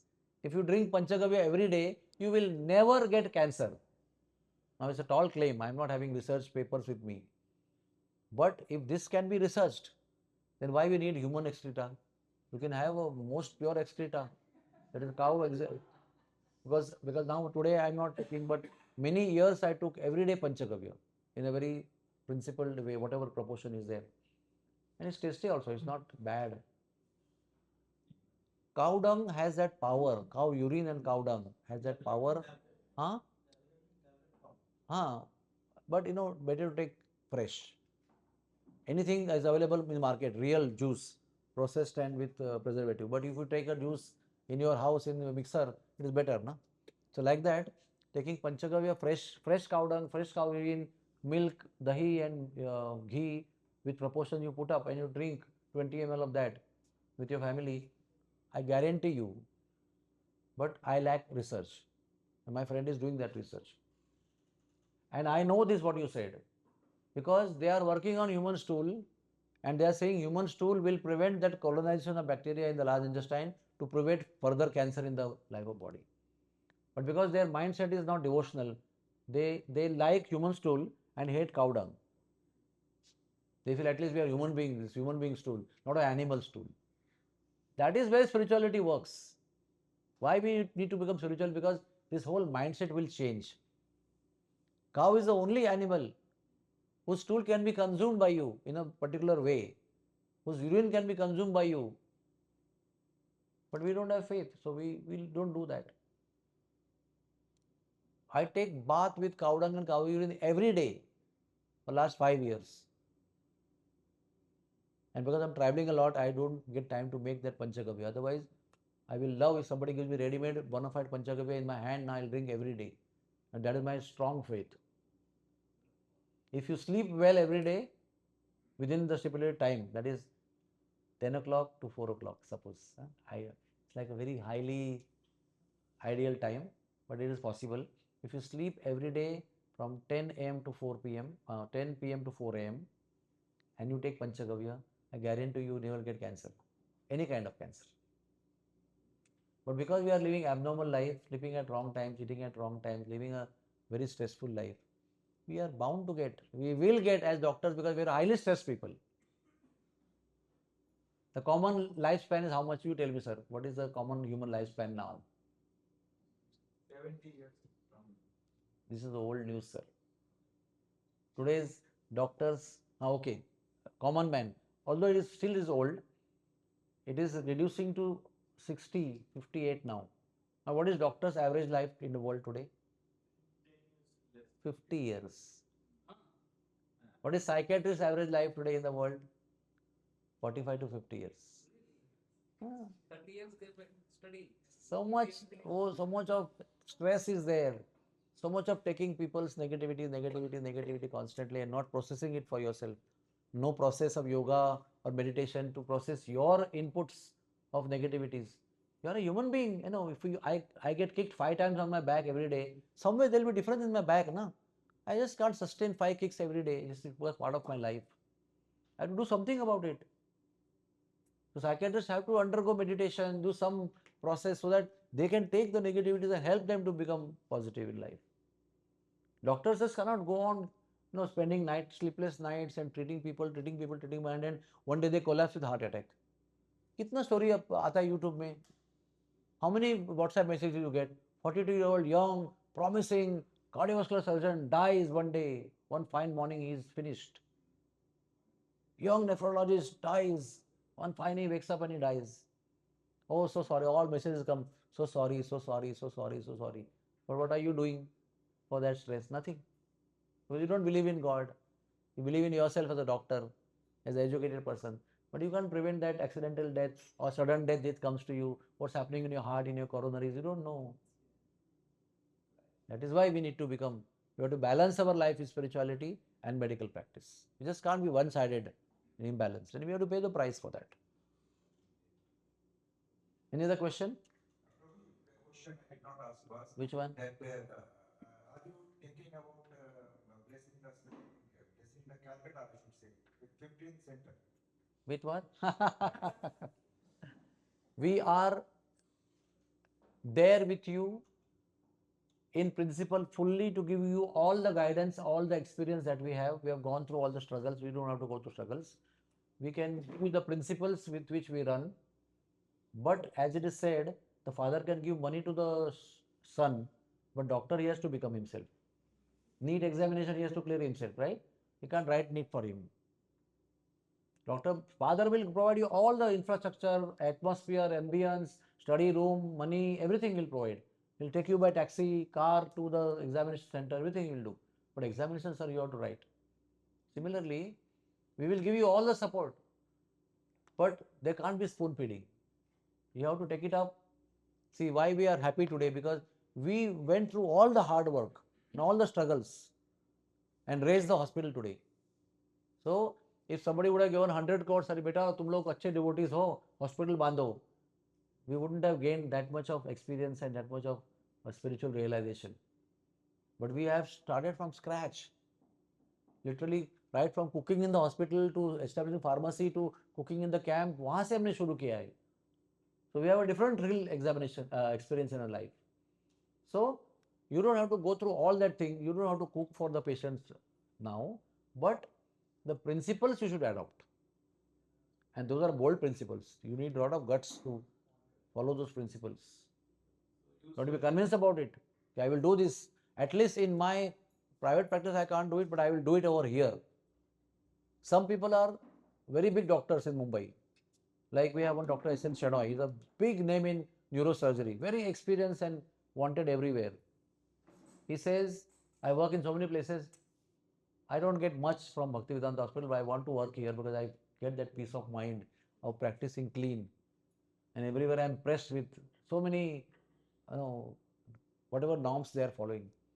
I come here, so I can get peace. At least here I am doing everything sincerely, honestly, cleanly, without any corruption. And he's not the only one. There are many people who are big shots, but they keep coming to hospital for 2 hours a week or 2 hours twice a week, so that they can do genuine practice. What they dreamt one day they want to do, which they could not do because of lack of courage. Here we have to create an atmosphere where people can come and practice what they wanted, which they could not do in life. And we have to create an atmosphere here with rules and regulations, and this is our format in which we will work. We will not succumb to we will break but not succumb to the pressure outside. It is better to break yourself than succumb and breaking outside pressure. Please understand this. I'll be happy, I can be proud. Today I can tell you proudly, I never took any cuts as a GP. I'm either receiving end, na? I'll just go and sit in the newspaper and read newspaper in my clinic. What else I will do? One person I'll send for one surgery, my half the money income is done. I mean, in the old days. What do GPs do today? They may not be full with 100 patients. They're sitting and watching mobile and reading newspapers. 5 patients come, they can refer, their monthly income is done. They can take offs and all, they are okay. But there's no principle in life, no? When I don't want to take any cuts, then I have to work hard to gather my patients 100 and 200 in number in a day. Then I'll sustain myself, honestly.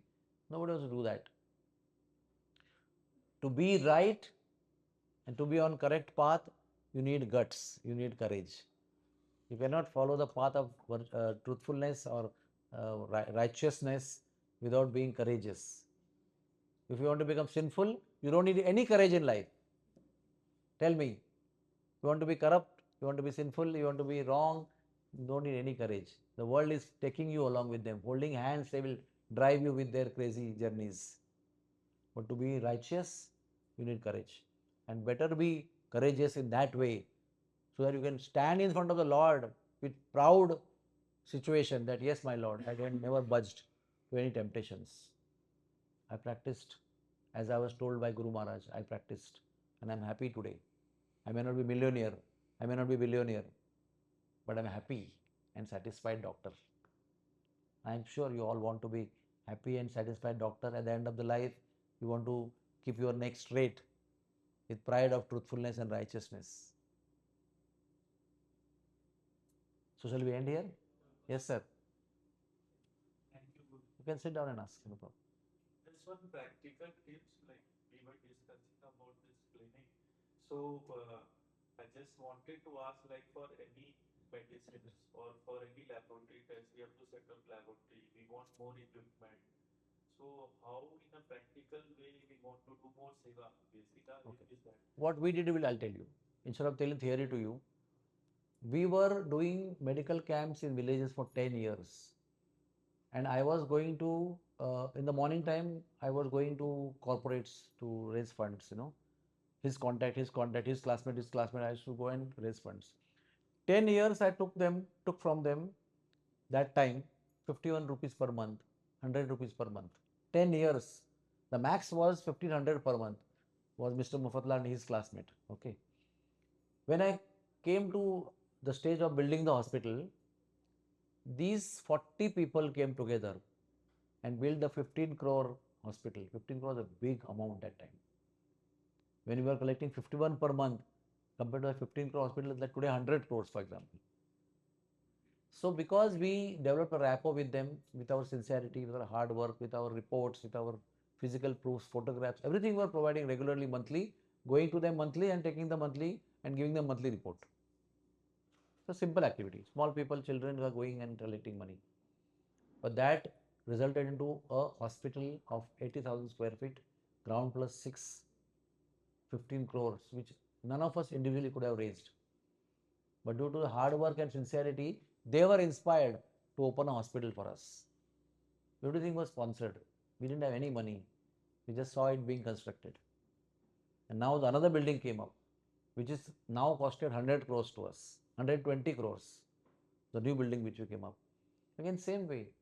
We are not commercial, I would say, but we are a private organization. We charge people. We are not doing charity like Barsana. But still, people saw that genuine practice here. So people donated for equipment and everything. We did not raise 100 crores as corpus in 28 years so that we could build another building of 100 crores. We didn't do that. We are not making good profits also. We are just, our charity is 4 crores per year. So where there is collection of corpus? This all goes in service and service. My Guru Maharaj has instructed us that as doctors, you have to be kind and compassionate, and there has to be charity. Those who are needy, they should be helped. If you have resources, if you have tie-ups, bring money and help them. So you do genuine work, speak about it, tell people what you're doing, create good records, good works, take photographs, and tell people. There are umpty number of people in the world who are looking for right people to help. People have tons of money, they don't have right resources, because even in charity field there is a lot of corruption. People form organizations just to make money and cheat corporates. There are so many things going on in the market, I don't have to tell you. But we are basically in charity business, so we have to confront this kind of people also. They will say, sir, I will give you 100 crores. You will give me 80 crores back. 20 crores you can use for your work. Now 80 crores का हिसाब मैं कहाँ से लगाऊंगा? What bills I will create for 80 crores? I've got offers for Bhakti Vedanta Eye Hospital in Barsana. We'll give you 500 crores. And you give us 475 crores back. How I will do that? It's very tempting, na? At least you are getting 25 crores in hand. So tempting. But he said, no, we will not do any unethical things. If I have to build a hospital in Krishna's service, Krishna will provide me. I have faith in that. Radharani and Krishna will provide me. And they have provided. So all your hospitals are in Thane district except for two in Mathura. Yes, sir. They are not trying to come out of. No, because why we came to Mathura? Because our faith lies there. Our Krishna is there, our Radharani is there. So that attracted us. But otherwise, our area itself is so much needy. I can put up 10 more hospitals, still the need will not be complete there. So Guru Maharaj said, why travel and go to far places when your own area needs so much help? So it grew there only. We have got offers in Andhra Pradesh, we have got offers in Madhya Pradesh, we have got offers many places. Ready-made hospitals, come up and take it over. Huh? Yes, sir. Suppose you build up a hospital in here in Prabhupada Bagh place. Pardon me? You build up a hospital in Prabhupada Bagh place.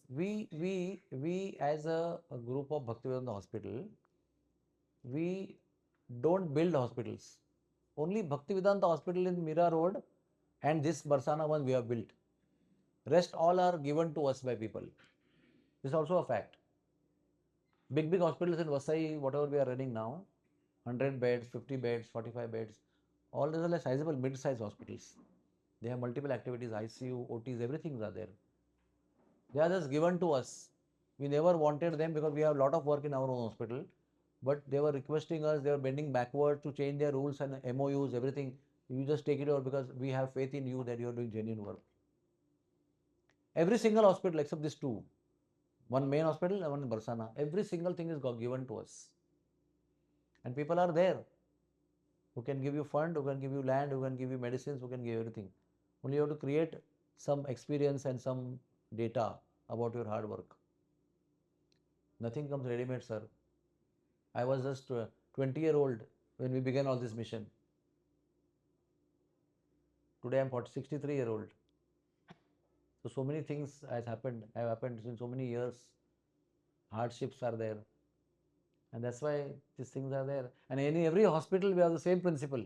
Same Hare Krishna Mahamantra in pipeline music, same no non-vegetarian, only prasadam given, spiritual care. Everything is going on in small, medium, big, everything. The same principle follows. You also follow the same principle. Don't compromise, don't budge. Because the world is demanding to you and the world is pressurizing you to change. Because कितना pressure था हमारे ऊपर, अरे चाय तो दो, चाय में क्या है, ऐसा कुछ नहीं होता है. And till today we don't give tea. We have a very beautiful option of herbal tea, which is so tasty. People, they give up tea, coffee and take the powder from a hospital. And we provide them the tea powder which we make ourselves. It's also transformation. From that additive tea, you are taking herbal tea. If somebody is convinced, it's a very good transformation. If somebody gives up non-vegetarian, eats vegetarian food, it's a good transformation, good beginning. They may become devotees afterwards, that's all right. But transformation is there and has to be there.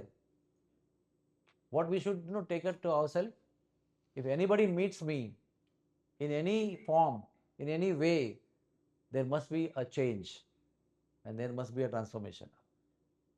That should be our motto. Not that I am great, so I have to ooze out transformation, but it is Prabhupada's and Guru Maharaj's grace and his mercy and his compassion that is causing transformation. I am not the doer. But if anybody goes without a change or transformation after meeting me, it's my failure. I have to make a difference somewhere. Because Prabhupada made some difference everywhere, wherever he went. He met somebody in 1 minute in Moscow and the whole Moscow movement began. In 1 minute interaction. In the hiding way with KGB following you. He boldly did that interaction and that made the whole Russia today into so many 40 temples in whole Russia. So everything begins with some small thing, some small niche, some small transformation, some small change. Somewhere if you can cause in somebody, it will be a revolution in the future. We should have faith, not in us, but the path I am following, I have faith in that path. And as doctors, we are blessed people. Please understand. We cure people. We help them to get sick, healed in their sickness. We can make so much difference in their life by causing the illness to wellness. We have that education, the blessing of God is within us, that skill where we can make sick people into healthy people, mentally sick people into mentally healthy people. Money will come, money will follow you. Please understand. I am not a millionaire, but I am a well-to-do, happy, satisfied doctor at this age. I don't have any regrets why I become Hare Krishna. My colleagues are in US, they are multi-millionaire people. I didn't become millionaire. I had no regret at all because I have got greatest wealth in my life. And at the same time, I am not deprived of money. I wear good clothes, I eat very good food, I travel all over the world, I do everything that I want to do, I travel places, I do everything. I am not lacking anything which I am deprived of because I become Hare Krishna. Yes, I am deprived of alcohol. I am deprived of non-vegetarian food. We have to be convinced, sir, for what we are living. At least now, after living 20 years in practice and making enough money, we should at least come up to the platform where we can now stand up and say, yes, sir, I will now not budge to all the system. For that, you need association. You create a group nicely, come together, give up your whatever interests aside and work together for a cause, and then God will be with you.